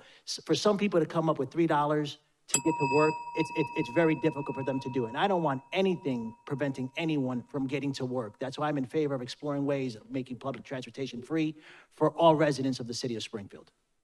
Will? Yes, public transportation should ask the question, where are the citizens going? We know that up in Amherst, the buses are free because they're just going to school. But around here, you know, if you're taking the bus to go to work, taking the bus to get services and so forth, then a way should be provided by, for instance, some of the colleges and universities around here could pitch in to get vouchers and so forth. Some of the health providers could get PVTA passes, and some of the work complexes in our city could pitch into PVTA to reduce the price of the tickets and get vouchers for their workers as well. So it all depends on where you're going, and it's going to cost you. Norman? Those are great ideas that the panel has. But I think the question was the students, I believe, right? What would students do? I think there should be a discount for students, or if anything, there should be no charge for students. They're starting new in life, they're trying to get education, and I think they should have that fair chance to go to school without that burden. So if it comes to that student, I would start with the students and look at other resources to also eliminate it. in the future for other resources as well. But I think the question is our students, and I think that's what we should attend to right now is our students. Okay, so our next question, okay, no, Thomas, you haven't answered yet, okay. No, I did. Oh, all right. So the next question is going to be from Jonah Snowden. So I'll just ask a question a lot of us get asked when we sit down for a job interview. What qualifies you for this position? What qualifies me? What qualifies you, the candidates? Yes, yes. Well, I am qualified because I have a Okay, long. well, Thomas is going to go first here. That's okay. But you was looking There's at a lot me. of people here, don't worry. I believe in your qualifications, Will. I'm ready to answer that. No. Yeah, yeah. So I would say, I'm a proud product of Springfield Public Schools. Went to Duggan when it was a regular middle school, then went to Sci Tech and went to UMass Dartmouth and got a degree in economics following that. Then I went on to get an organizational leadership certificate from Harvard. And throughout my time really working in education, that's been my career. I worked at the Key program, that's right here on Wilbraham Road with at-risk youth. Then went on to become a community school director, and now I'm the regional director for an organization that works with kids to help them get on grade level reading. Those are what I would say on paper. I think to me, the things that are more important is I was raised in Springfield by a single mother, knowing kind of the struggle that families go through when the lights are turned off for a day or two. And now being a father of 3 and raising my own family in Ward 2 right behind Carew Street, it's really the values of equity and wanting to make sure we're assuming the best in people and then building the government around that. That's what I would say is my most important qualification.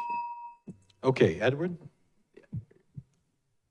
Thank you for the question. If you look at the responsibilities of a city councilor, the 2 main job functions of a city councilor are reviewing the budget that the mayor sets forth to approve it and the determination of the use of land. My background is finance. I worked in banking for about 20 years, held various roles. My last role was a commercial lender.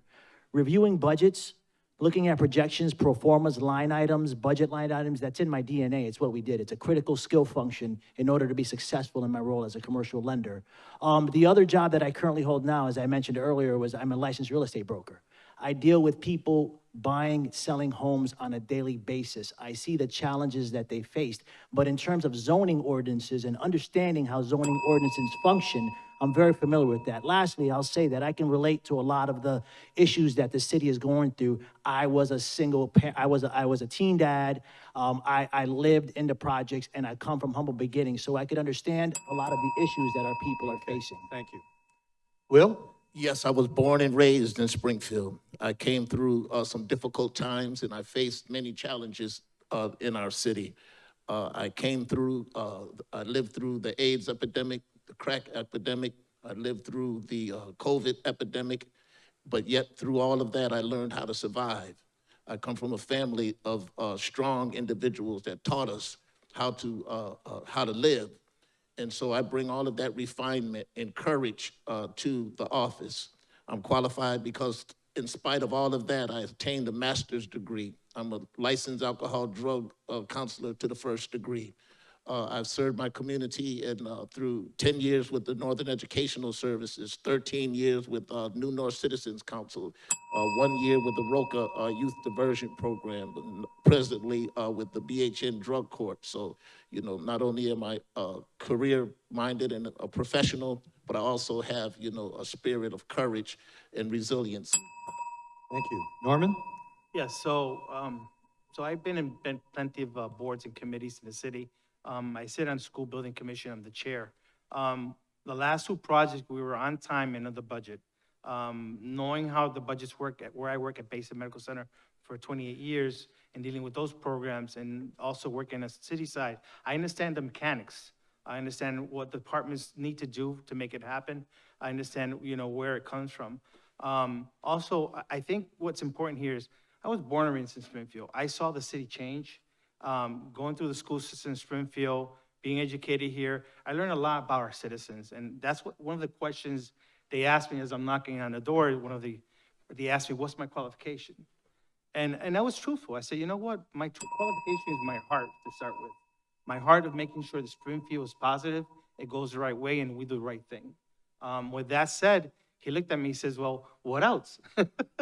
And then I explained, my knowledge in business and what I do for Bay State, what I did for the committees, and they understood, so thank you. Kim? Well, I'm going to start with my life story. I believe because my life story has brought me where I am today.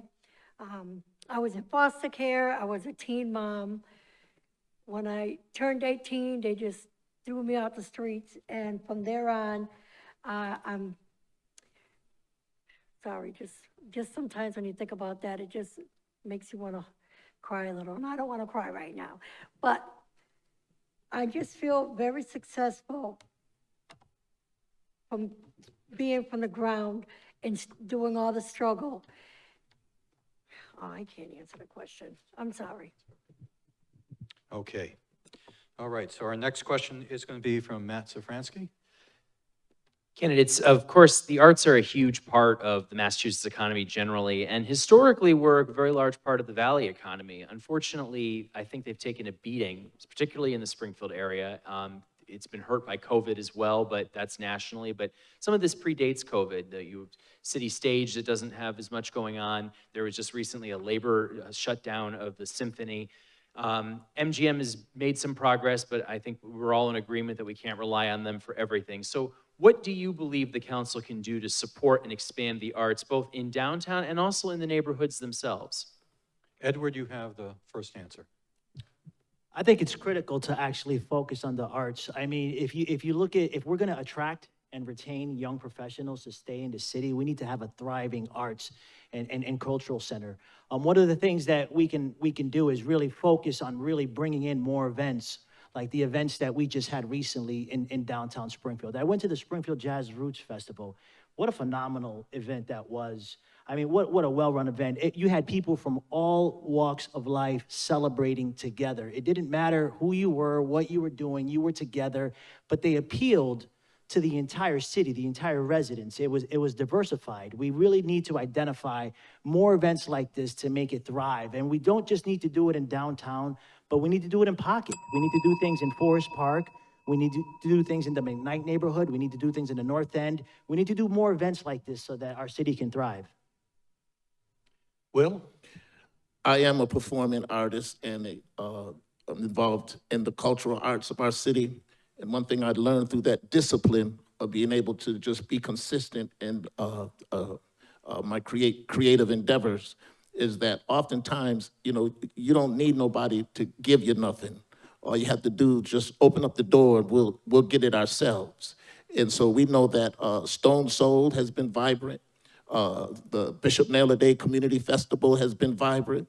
The Pamusa Underground Railroad reenactment has been vibrant because we, as a people, contributed our energy, our courage, and our resources in order to expand the arts in our city. So it can be done.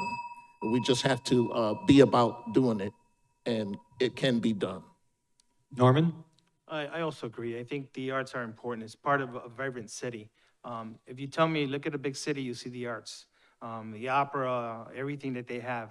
But also I agree with the panelists here. I think it needs to be all around the city. We need to share it in different locations. And that way, that opens our mind for our youth. I think our youth should have programs for our youth to be part of that arts, to make sure that they understand culturally and also the arts itself, how they can learn it and be part of that. We're lacking there. We're lacking in getting our students involved, our kids involved in that. And that could also help deter and other stuff that they're not good in our city. That would be one of the main things I think we should look at as well. Kim? Yes, I agree, and also definitely make sure that everything doesn't have to happen downtown.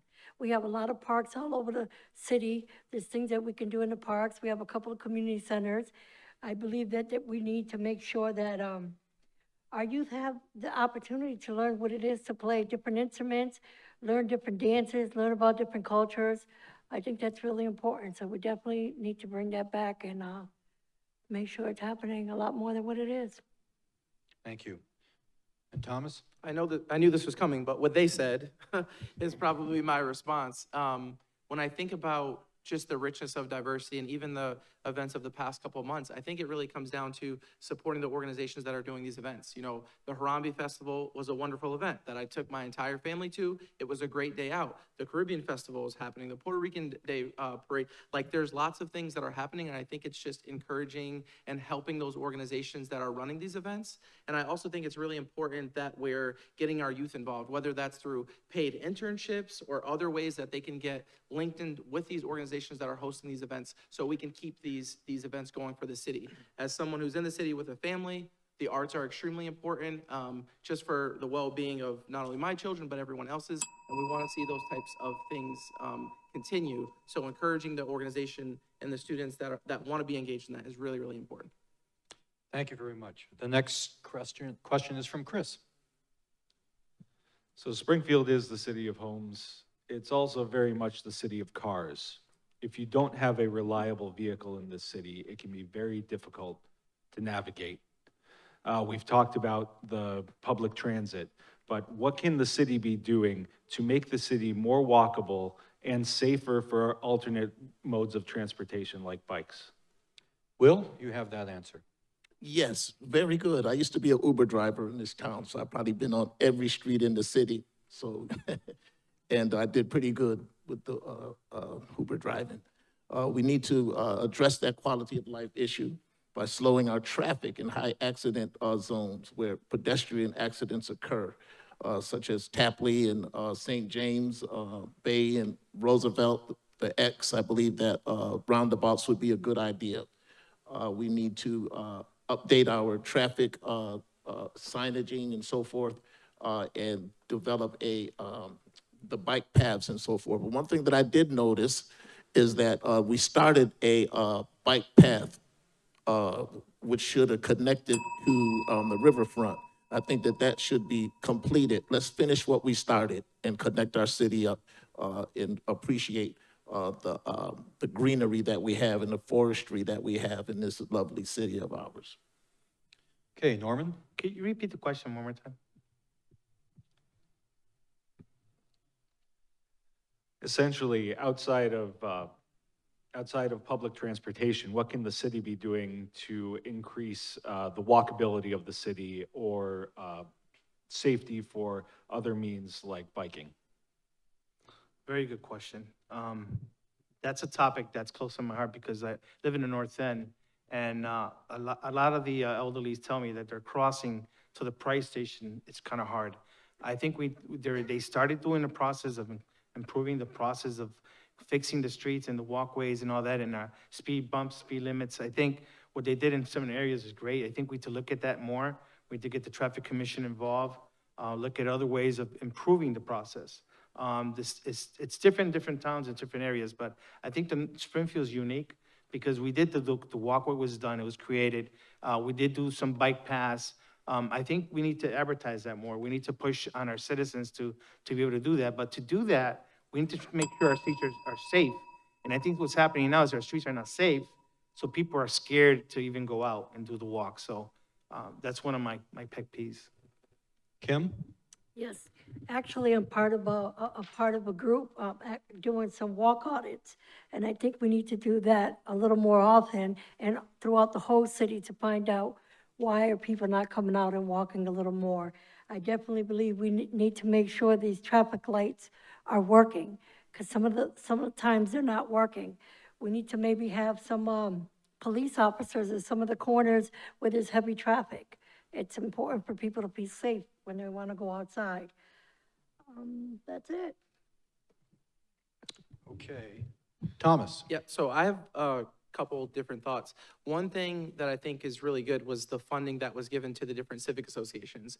I went to East Springfield's meeting, and they chose to use their community preservation money that was given to their association to do traffic slowing mechanisms. So those signs that show you how fast you're going, that get folks to slow down, they were able to decide what the most important thing to improve traffic in their neighborhood was, and they got a chance to use that funding to do just that. So I really think empowering our civic associations, because they know where those places are where traffic can be improved. And I would also say the same for the DPW. I think giving them the resources they need to ensure potholes can be filled faster, because no one has money to fix your car if something happens there. And I also do want to give credit to the police department on this one too. I live behind Carew Street and we had a hub of dirt bikes.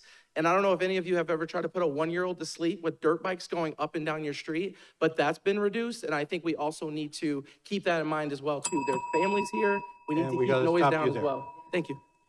Okay, Edward. Yeah, so I think, you know, in terms of increasing the walkability was your question, right? So that people can walk more in the streets and feel more comfortable? Is that correct? Yeah, I think we need to kind of look at other cities and towns and see what they're doing. Long Meadow does a really good job of really making their streets walker-friendly. And if we can follow that model, and we started doing that here in the city of Springfield. We have it in certain sections, right? Like, you know, East Forest Park, if you look at the Plumtree Road area, it's very walker-friendly, but it's unfortunately not in all parts of the city. So maybe conducting a feasibility study and finding out where the areas of concentration are, where it's most dangerous for people to walk, and identifying those areas to make them more walker-friendly. Maybe we have to put like a speed bump in certain areas to slow people down. It may go to that extent because they have them in certain places in Long Meadow. So maybe modeling that and bringing it over to Springfield would be a start so that more people can walk the streets. And thank you. Okay, I believe Matt Safransky is next. No, Sean? Okay.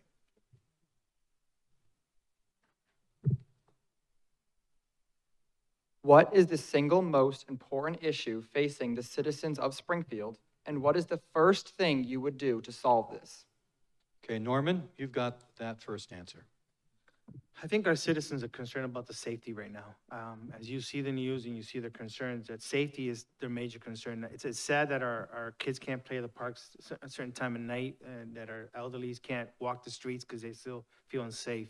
I think doing a study, having our citizens being part of this, not just a group of people, but having a group of people that are part of this, that could sit down and look at what's happening in their area. I'm a champion of programs that is going to be positive for those areas. C3 is one of them. You got other neighborhood programs. Neighborhood councils are good too. They bring good ideas to help our citizens and make sure the safety is there. So if I understand the question right, I think that's one of the major things I think for me is important. Kim? I agree. I do definitely agree. But I also believe that housing, I was homeless, I slept in a car, so I know what it is to be outside in the cold and not have nowhere to go. And I really believe that we need to take and make sure that the programs like Wayfinders or Springfield Housing Authority, we need to tap into them and make sure that they have the right funding and they're educating the people when they get to Section 8 or when they're in a position where they think that they're going to lose their homes because they can't pay their bills. So I think more programs need to really get into the neighborhoods so people aren't losing their homes, because the worst thing in the world is man, when you're homeless and you got kids, it's crazy.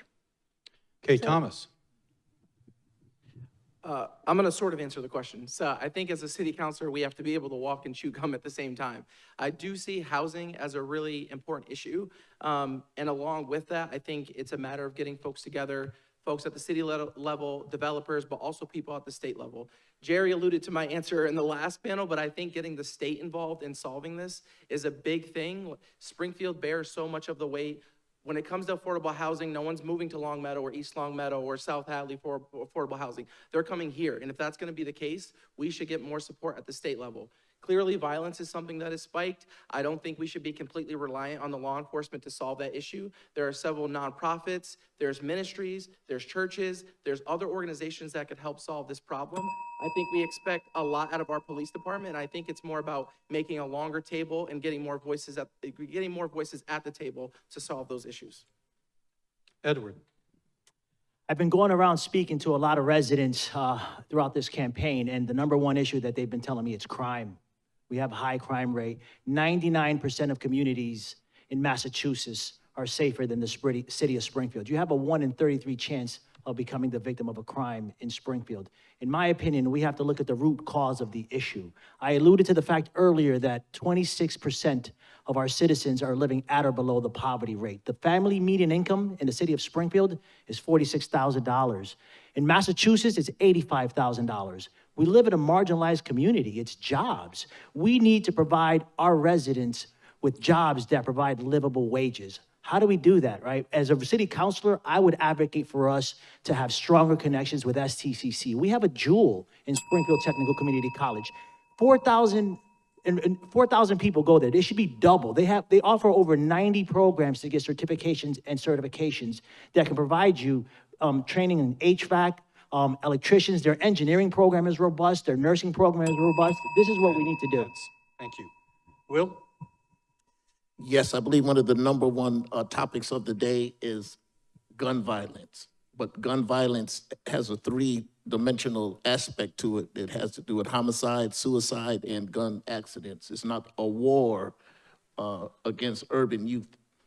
We need a full complement of officers. Crime is 24/7, it's unpredictable. Some crimes and homicides are just manifestations of pure evil, just like, what happened over there on Berkshire Avenue. There's no other explanation for that. So there has to be a spiritual approach at the ground level. We have to address our youth and trauma, address adults and mental health, address jobs that turn into careers, right? And then implement evidence-based interventions in order to decrease criminality and recidivism in our community. And thank you.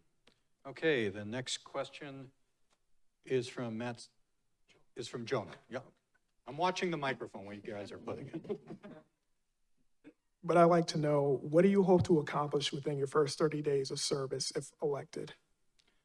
Okay, Kim, you've got that first answer. Okay. Well, I'm very excited about that question. I believe that my first 30 days is I should make sure that I get to learn all of City Hall, start getting to learn all the department heads, find out who does what, how they're doing, what are some of the ways we can work together. I definitely want to make sure I meet up with the mayor and see whichever mayor wins and see what are some of the goals and ways that we can also work together. I do believe that, and that is very important because I want to have everybody's number on my cell phone so that way when I need help to help people, I can just call right up to the direct head person, not to their secretary.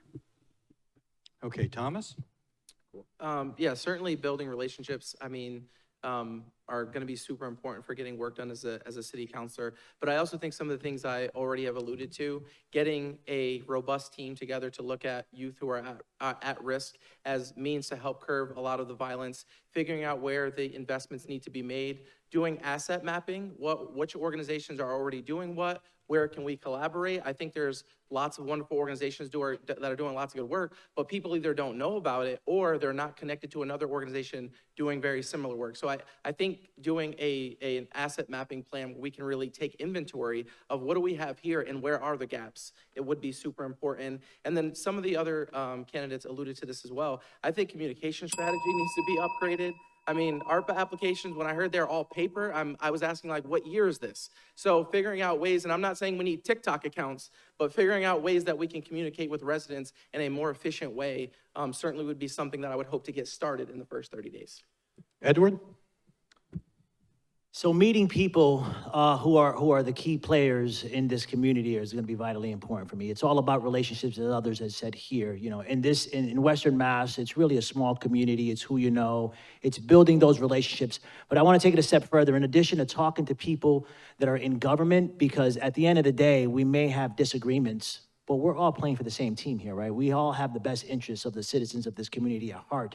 So we should all be working together. I want to talk to people in this community. I have ideas on what I think we should be doing, but I want to hear. I have one mouth, two ears. I want to go on a listening session around this community to find out what the issues are. I want to talk to people in this community, regular Joes. I'll talk to key stakeholders, but I want to talk to the average individual as well to find out what the issues are and how we should deal with these issues. Will? Well, we know that city councilors are not wizards who can wave a magic wand and make everything all right. But one thing we do understand is that connection is community. And I would, in my first 30 days, I would visit all of the spiritual leaders or the pastor's council and, have a deep appreciation of all of the diverse religious persuasions in our city. I would visit all of the municipal departments because I have an appreciation of our charter. And I understand that the heads, managers, supervisors, and frontline workers are the ones that get the job done. I would visit all of the neighborhood councils again, who are a direct connection to our citizens. And I would visit our community-based organizations and mental health providers and establish rapport and just review what their mission is so I could have a better understanding of how to engage with them. Norman? First 30 days, we mentioned a lot of the stuff that we all would do here. It's the same thing I would do, but I would also start making meetings with our community, organizing meetings so we could have that relationship that we need one-on-one. My phone, so when I ran for school committee and I won, my phone's still the same number. I published it. It's gonna be the same when I run for city council. It's still the same number. So nothing's changed there with that part. I think I would also meet with the department heads and along with my colleagues, sit with them and sit together and figure out how we could do things together as a team to make it sure it works. Many years, and I know that we fight against each other and there's a lot of squabble, but I think there's new people here, there's new blood. They're exciting to get in and work for the city, that cares for the city. So I think that's another thing that we should be looking at. And with that said, I think having the communication with our community is really important. Okay, so our next question is from Matt Safransky. There's been a lot of discussion tonight about connecting people, connecting community. It has been said earlier today that the city council is the closest government to the people. However, none of you can do everything. None of you can connect everybody to everything. So what will you do to create a norm or perhaps legislation to ensure that the entire city, the other branches of government, the agencies and so forth, are really connecting with the community, not just the people that show up to everything, but everybody in those communities? And how will you hold them to account when they fail? Okay, and that first answer is from Thomas. Yeah, I was hoping you weren't going to say that. Can you repeat the question? That seemed like a four-parter. In short, how will you create a norm so that all parts of the city are engaging with the entirety of the community, not just people who show up to everything? And how will you hold them to account if they fail to do so? Yeah. Well, I think it's really looking at the position description of the different, like, I don't know who you're speaking about, but I don't know why this example is coming to mind, but when I was at SciTech, our Quebec officers, for example, they needed to do something with our school. So they were either a coach, they ran a club, they were doing some form of engagement with the kids that they were serving. So I think it might be, I don't want to say as simple as, but really looking at the position descriptions of the folks in City Hall, if that's who we're referring to, and making sure that there's a component of their job where it is required. Yeah, that's what I would say. Edward? I think it's a combination of things. I think first and foremost, we live in an age of technology nowadays, right? So why we're not using online tools to really engage with our residents is beyond me. You know, the creation of a mobile app, the creation of social media pages where they're not just run by certain individuals, but you have all individuals that are participating and engaging and conversating with people. I've had plenty of residents reach out to me on my Facebook page, send me messages. I've gotten back to all of them. I will continue to communicate with individuals through that capacity as well and even expand it. But I really think it's also attending these neighborhood council meetings and listening to the neighborhood councils and seeing what they're saying and getting feedback from them as well is important. Will? Yes, I envision a smart city because access is a reflection of transparency. And so I would encourage our city to expand its broadband capacity through communicating through Facebook, Zoom, and all of the other social medias. I would encourage our city to have greater conferences and so forth that deal with equity and diversity and so forth, so that we could air certain ideas out into the atmosphere, so that we can make an assessment to see how much measurable change we have made. Norman? Can you repeat the question again? I want to make sure I understand it correctly. So obviously, there's been a lot of discussion about, as counselors, you'd be connecting with connecting the community to City Hall, but you can't do everything. So how would you make it a norm? Would you impose legislation to make sure that city agencies are reaching out to the community, not just people who show up to everything? And how will you hold them to account when they fail? Yes, I agree with the question. First of all, there should be accountability for agencies that are funded by the city and state, that runs programs for a citizen, so accountability should be there. Second of all, yes, I think we should have meetings with those programs and see what they're lacking, what they need support with. We need to work with the programs as well, right? We need to work with legislation, our city councils, our state reps, our mayor. We need to work with everybody as a team to make sure that those programs are run right and efficiently. If we don't do that, then we're gonna fail as a city. So accountability is really important. We bring them in and we ask the questions. Thank you. And Kim? I believe we should have all the agencies that are working together to put some money together and get an accountability officer. And then we can take and have that person work with all the different agencies and hold them accountable, and then come and speak with us and let us know what's going on or what they need. I think a way we can also help people find out information at City Hall is, like some people said, through Facebook, neighborhood councils.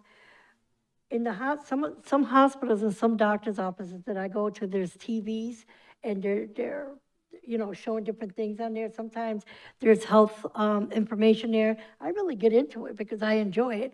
We can have commercials on there of what's going on at the city and at the City Hall meetings.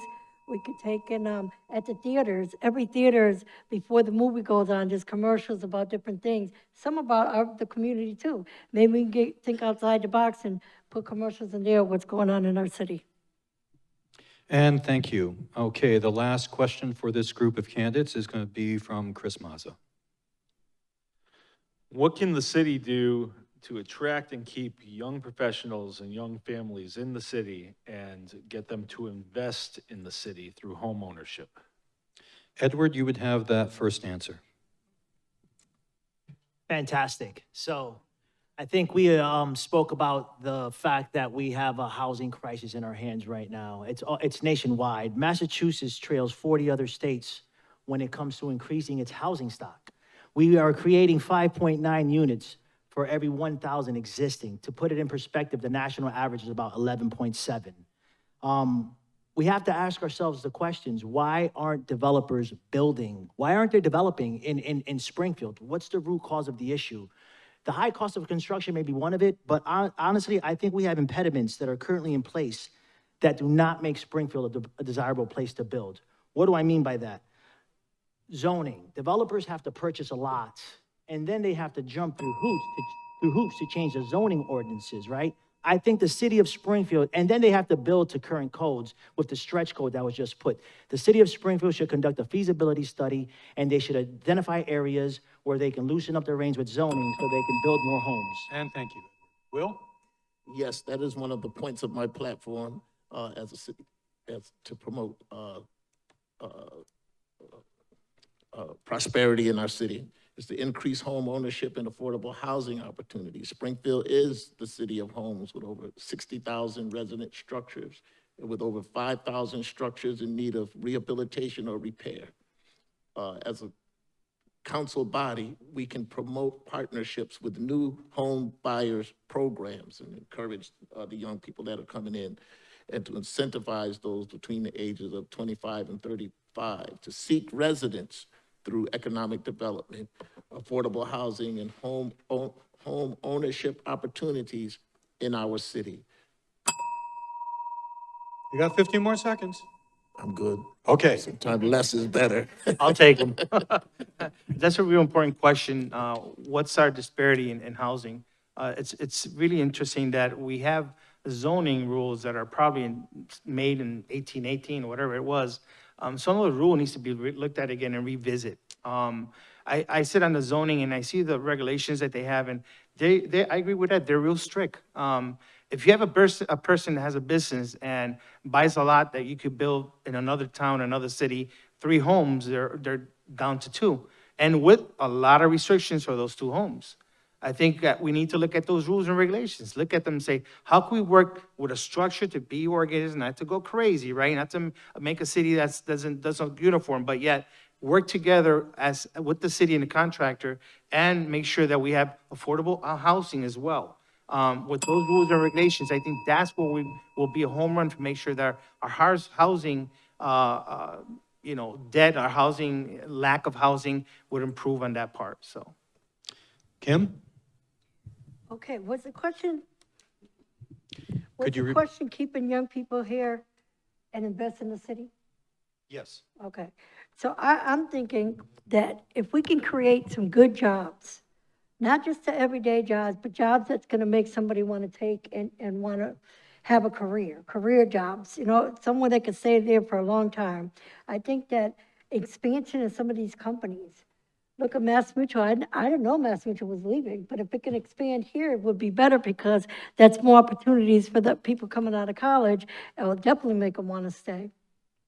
Get some incentives in these jobs and, when you're working at these jobs for maybe 5, 6 years, the incentive could be, hey, we want you to stay and we'll help you purchase a home, or we'll at least do the down payment, because sometimes the hardest part of purchasing a home is the down payment. So maybe we can do an incentive like that. Make it more family friendly. Our city, we definitely got to work on crime, but if it's more family friendly, the young people will stay here and have families and want to buy homes. And Thomas? Well, so I do believe Springfield, I mean, we certainly have our work to do. We've been talking about it for the past 2 hours, but I do think that it is a beautiful place with beautiful people and should be a place that people want to stay and raise their family. I was working in Connecticut for a couple of years, and I ended up having a conversation with my wife saying, I'm home, like I want to move back home. I think it's time to do that. And we made the move and came back home. Not all of my friends did that. In order to have that happen though, we need to have a city where people feel safe. We need to have a city that's clean, and we need to have strong schools. I mean, a big determinant for families in terms of where they want to move and where they want to stay is how good is the school system? Am I going to feel comfortable putting my kid in the school system? So supporting the departments, the school department, the DPW, the police department, and accomplishing this together, I think is something that's really, really important. And also expanding first-time homebuyer programs. My wife and I used that program 3 years ago when we bought our first house. We should also incentivize people who work in these different city departments. If you work in the city, there should be incentives in place for you to live in the city. And thank you very much. Ladies and gentlemen, this concludes this round of questioning of candidates. Please give them a round of applause.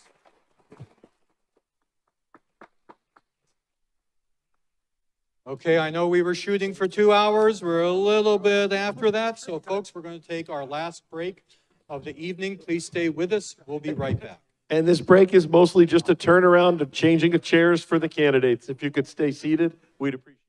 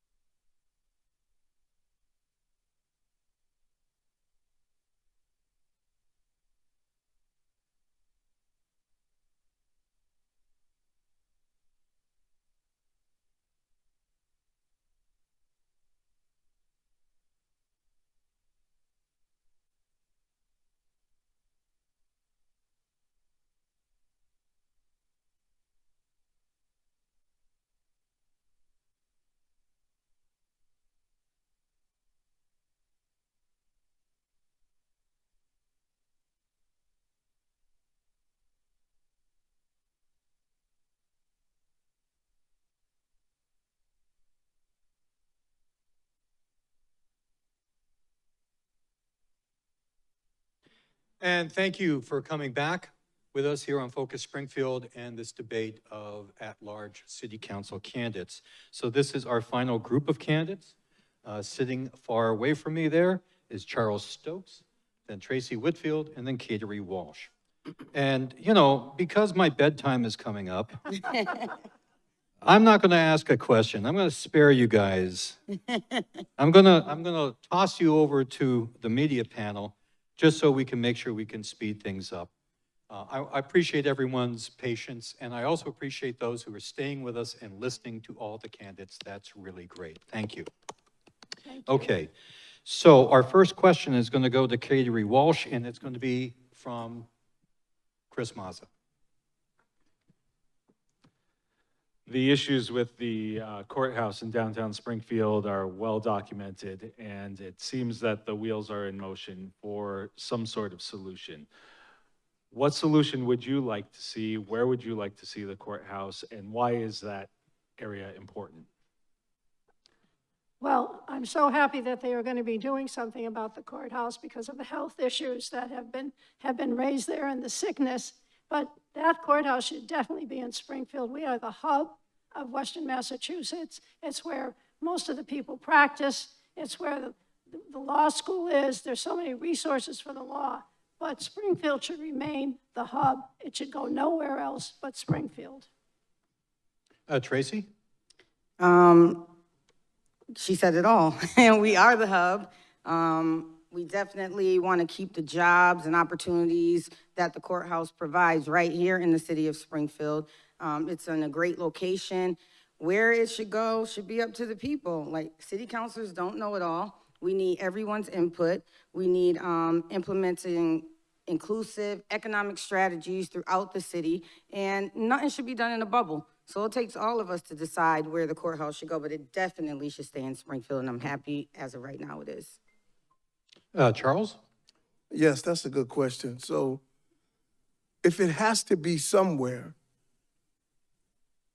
Eastfield Mall is closed down. That would probably be a good place to have the courthouse. Take it from downtown. When you go in the downtown courthouse, you see lines and lines of people. It's not easy accessible. So, or where they're just tore down the parking lot, that would be another great opportunity to put the courthouse there.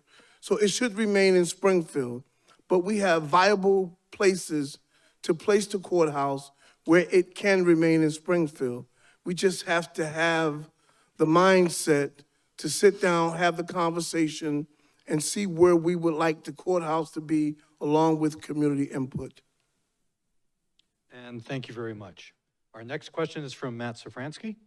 We hear a lot and often, frankly, about how wonderful the city's bond rating is, but the question I have is, are we using it well? So how would you grade the use of our bonding capacity for capital projects? For the folks at home, that's things like city buildings, city roads, parks, et cetera. Are we using this supposed success in our bond rating well, and what can we do better with it? Tracy, you get the first answer. Thank you. Well, I'm very proud of the city's bond rating. We just improved our bond rating again this year. We have one of the highest bond ratings in the Commonwealth. Are we using the bond funds well? I would say no. There's infrastructure, buildings and locations throughout the city that don't get the attention and of what we're bonding for. There's a whole capital plan that we go by, and some of the bond funds do have to go toward the most high-risk buildings in the city, but it's never any community input on that. And I think there should be community input in everything that we do in the city of Springfield. We need to ensure that our constituents have a say-so in what happens in our city, what happens with the funding that comes to our city, because we pay off that bond. And so it's our tax dollars that go toward everything that happens in the city of Springfield, so our voices should too. Charles? Well, I believe that we could do more with the bond, especially during the wintertime when all these potholes are in the streets. We need to have our roads paved. We need to have the sidewalks paved. There are certain communities here in the city of Springfield, on Lower Forest Park, Mason Square, and some points in Pine Point, it's horrible. If you go up Belmont Ave, it's just horrific. And so we should be able to use all of these benefits to serve the city well. There's a lot of things that the community residents voted for us for. A lot of them are working hard, they got jobs, they're doing what they can to support their families and loved ones. And I believe as a city councilor, I'll try to do my best to meet their needs and to help them wherever they fall short. Catering? Yeah, thank you for the question. Like Councilor Whitfield, I'm also proud of the city and the bond rating because it definitely has come up. It's one of the best in the state, and people have worked hard to do that. But I think that there is a capital asset plan, and this goes to more communications with people in the city and stakeholders. Not everybody knows the capital asset plan, which is a list of projects that the city has developed that they want to tackle first. I think there needs to be more openness and more input from the citizens about that plan. You know, it's not important to everybody, but for years I have wanted to see something done for the Campanile. It's the heart of the city, and someday that Campanile is going to do some serious damage to people. It's way down on the list. I think there absolutely should be more of a plan. Is the capital asset plan what people are looking for? But as far as our bond rating, I think they've done a great job. I thank you very much. Okay, the next question is from Jonah. I'd like to know from the candidates, how do you plan to get residents more engaged in local government? And that first answer would be for Charles. Well, the first thing I would do is go to the civic organizations and get the people involved. A lot of times, people have a lot of apathy. And so as a city council person, what I would do is do like I do when I want to get elected. I do a lot of door knocking. I do a lot of going through neighborhoods. But it seems as though after we get elected, we forget about those things. We stop door knocking. We stop engaging in communities. We stop doing those things. So if I'm elected to city council, what I plan on doing is I'm working on a show with Focus TV called Dare to Speak the Truth. I will use Focus TV and that platform to speak to the community residents. I will also go out door knocking as I've been doing. I will also be highly involved with getting the community consciousness to be aware. A lot of things that are going on in families' lives, this is why they support us, this is why they vote for us, and this is why we serve the community of Springfield to get out, to do the job for them. Thank you. Okay, the next question is going to be from Sean. Oh, we didn't. Oh, I'm sorry, Tracy. You ready to go home? We get a pass. Oh, we get a pass, all We right. get a pass. It's late. Is It's it on late. me or catering? It would be catering, thank you. Sorry, it's So late. can I ask you to repeat the question? I'm not sure who I'm addressing. My mistake. How do you plan on getting residents more engaged with local government? Well, I think a lot of the things that have been said here tonight are things that are already in motion. I believe the Springfield City Council, through the neighborhood councils, we hear directly what is affecting people in the neighborhoods and what they want us to tackle. But I also think there needs to be better communication and more use of technology to make sure that all citizens and people are aware of what's going on. There's nothing that beats being present, going to the neighborhood councils, going to the churches. I've been to, my friend will name, being out there in the community, being visible, being accessible, and letting people know how you stand on the issues. But I think we have a lot of good things in place already. Okay, Tracy. No, thank you. I'm gonna do what I've been doing. I'm gonna go where the people are.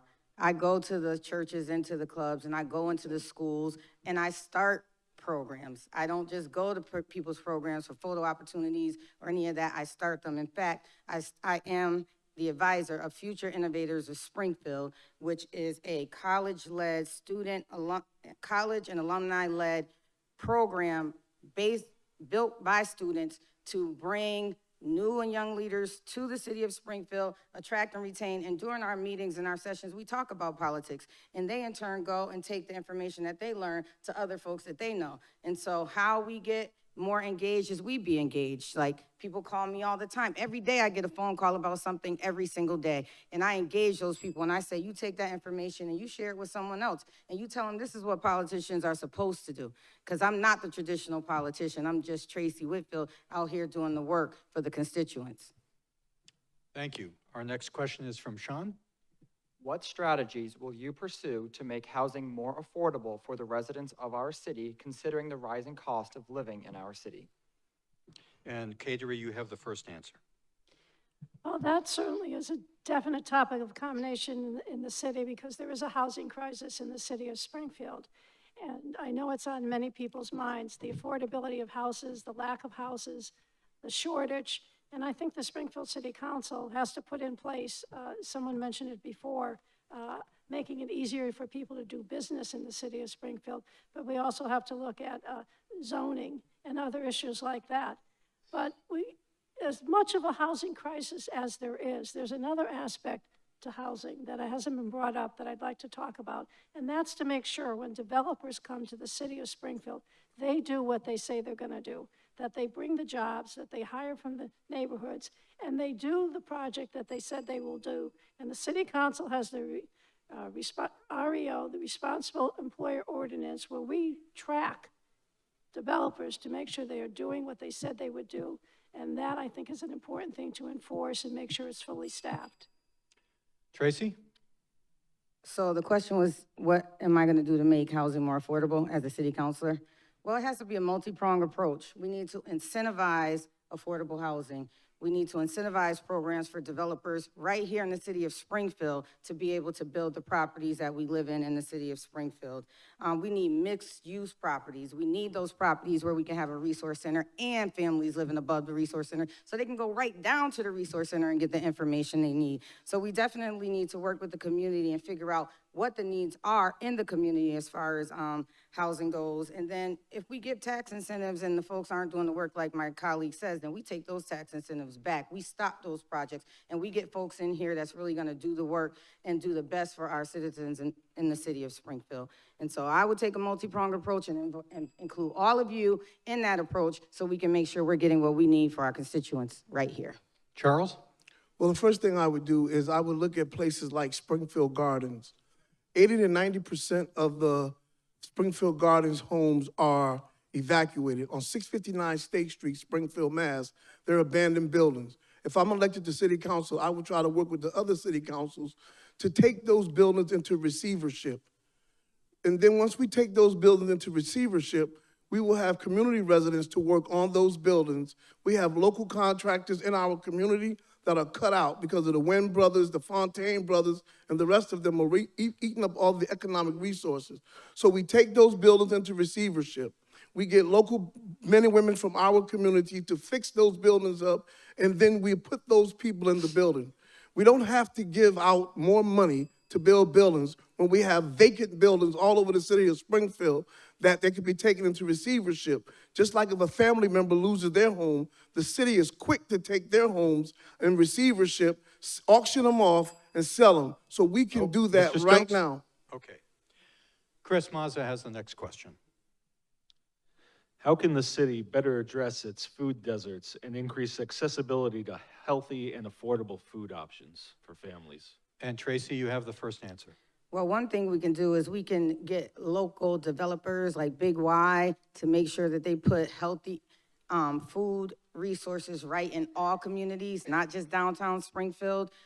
There are many locations like unbuildable lots that we can make community gardens out of so that we can grow our own healthy and nutritious food. We just need to look into some of the programs that are already happening. We have Garden in the Community right here. That's a pillar in our community. We can mimic that in many other places. And so we just really need to get creative on how we do it. And then we need to talk about the programs that will give out free resources to have access to this food. I think it's called the CHIP program, not 100% sure, but there is a program that will give extra produce to folks that are in low-income families and communities that may need the extra resources throughout the month. And so we need to look into those programs and make sure that we are informing the community of the resources that are out here, because contrary to what a lot of folks said, there are a lot of resources in Springfield. It's the access and the opportunity to those resources that we don't have. And so we need to make sure that we give that access and opportunity. Thank you. Charles, your answer? Yes, I think that's a very important question, because as soon as properties come open here in the city of Springfield, we don't need no more dollar stores, no more Family Dollar, no more Dollar Generals, no more Popeye chickens in the urban community. So we need supermarkets that are gonna have seeds in the watermelons. We're gonna have to have organic foods in our community. And one of the things that we need to do, if I'm elected to city council, is have a meeting with the other city council members and let us figure out what we can do to make it better. One of the things that we must remember is we come from the home of the New England Patriots, even though I'm a Giant fan. And Bill Belichick always says, you gotta get the job done. So as city council people, we need to come together, look at the budget, look at the community and where we need to put these issues at. So when Dominic Sarno gives us his budget, we just don't vote yes. We vote that we need to have the resources in place. Thank you. Thank you. Thank you also for your brave admission that you're a Giants fan. Catering? So I want to be clear, you're asking me about grocery stores and can you repeat that? Yeah, how can the city better address its food deserts and increase accessibility to healthy food and affordable food? Food deserts. Well, a couple of things come to mind, and one of the things that came up today was transportation. And Councilor Whitfield and myself are part of a group that has been asking for free transportation for our citizens, and we actually rode the bus. We actually rode the buses and interviewed the people on the buses to have them talk to us about how important it is to have transportation. So I think transportation is a key, and putting grocery stores in all the neighborhoods that want them, that don't have them, because people want to do business in their neighborhoods. We have to do an assessment of the neighborhoods. Springfield is a city of neighborhoods, and most people want to work and live and shop in their neighborhood. And I don't think there's enough areas where that is happening. But again, not only is it transportation, but it's safety. If we want people walking to places, and if we want new businesses to come in, Springfield has to be safe. Thank you very much. Okay, the next question is from Matt Safransky. Earlier this evening, I'd asked a question related to the workforce, but I wanted to ask it a little bit differently this time. Many people that work for the city are residents, so I'm curious if in your encounters, either as an incumbent councilor or as a candidate for office, what kind of conversations you've had with people who actually work for the city, and what can we do better to be a place that people want to work at? Charles, you would have the first answer. Well, the first thing, I've talked to community members who are not working in this city who look like me. And so we have a monitoring ordinance here in the city of Springfield that all contracts and contractors giving out jobs in the city of Springfield must have a required amount of African Americans, Africans, Latinos, and others. If you look at all of the job sites here in the city of Springfield, most of them are given out to people who don't look like us. So first of all, we have to begin to make sure that those people who are getting the contracts are fulfilling the requirements. Are they hiring people who look like me on those jobs? Are they writing it out and putting it into the monitoring committee? And are they living up to those expectations? And so oftentimes people who are working on these jobs, they don't look like us. Most of the people that are working on these jobs don't live in Springfield. They live in Palmer, they live in Ludlow and other places. So we need to be able to create healthier communities that will stop gun violence by hiring people who look like me.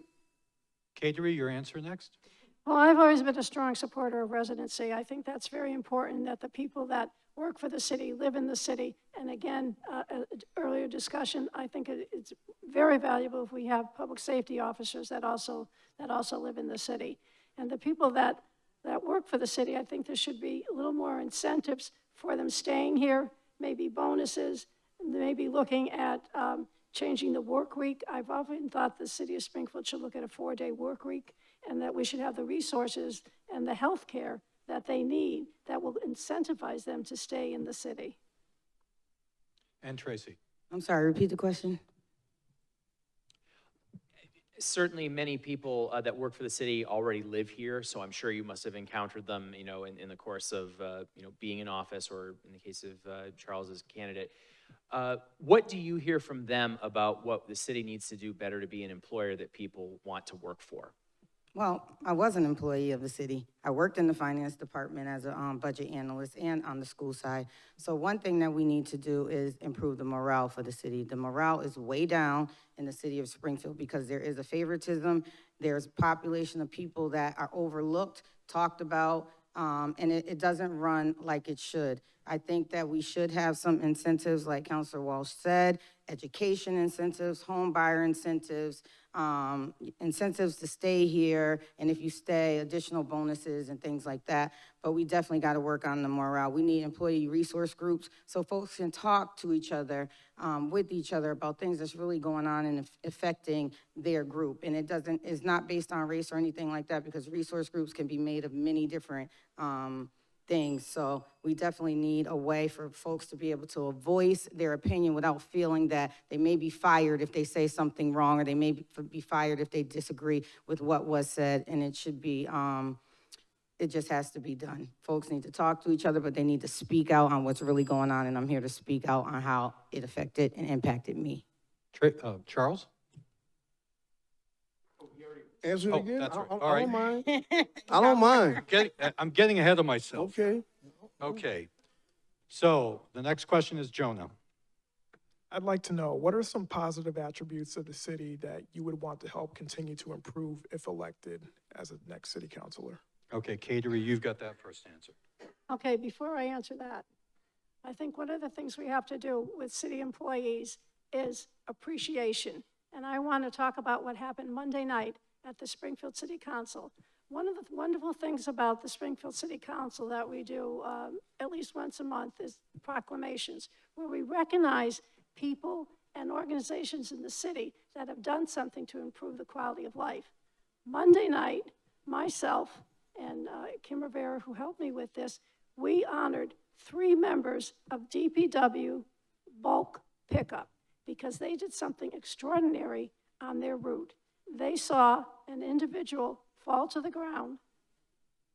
They came to his aid, even though other people had passed them by. They came to his aid and helped him. Turned out the individual they helped was an Army medic, a vet, and that family was so grateful. We recognized them, we honored them. There should be more public recognition of all the good things our city employees do. And I didn't hear your other question, but I hope this suffices. It was positive. Unfortunately, you're out of time. Okay, Tracy.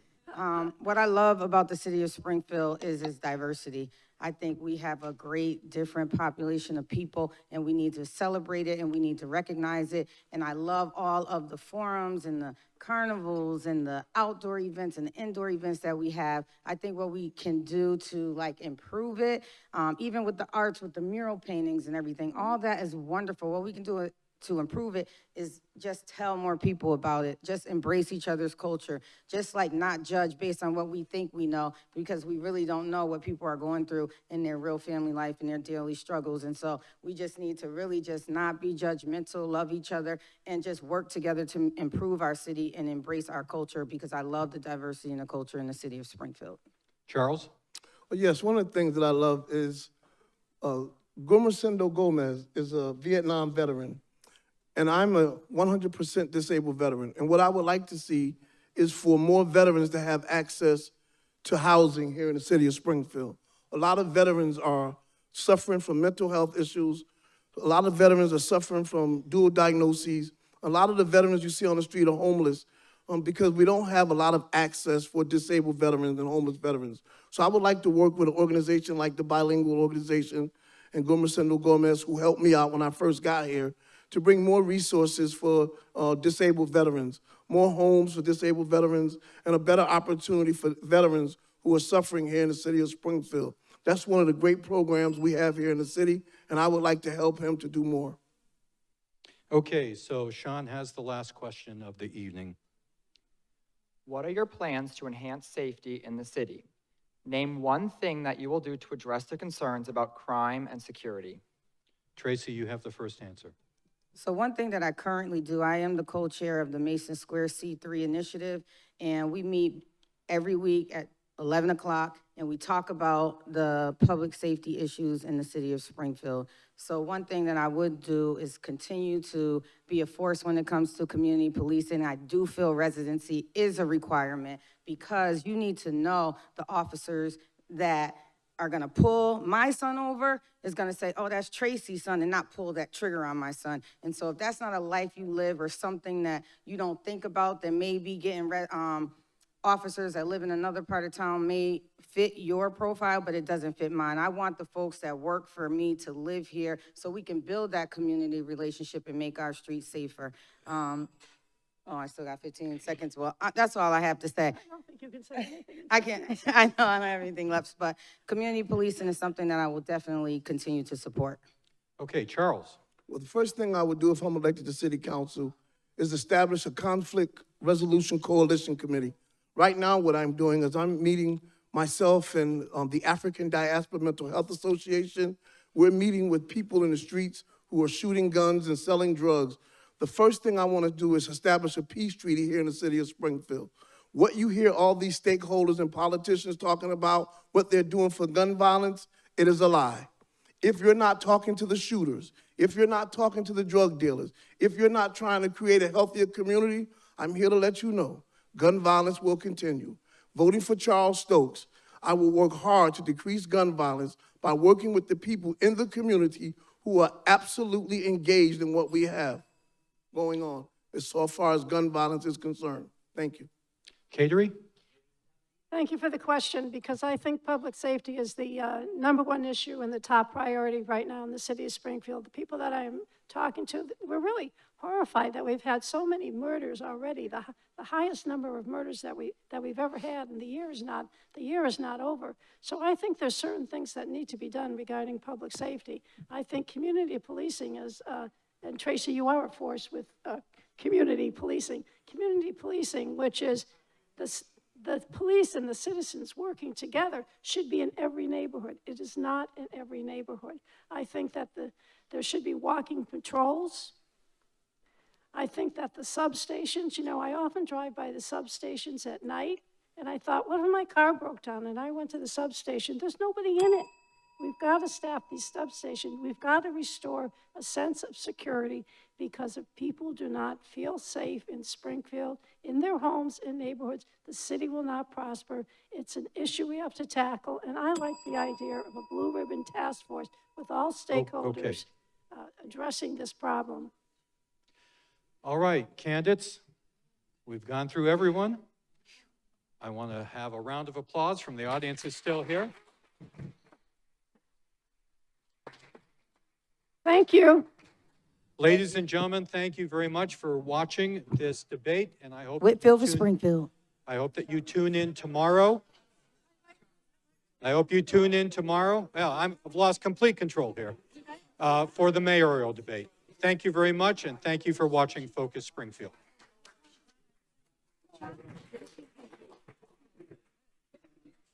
I tried. Thank you, sir.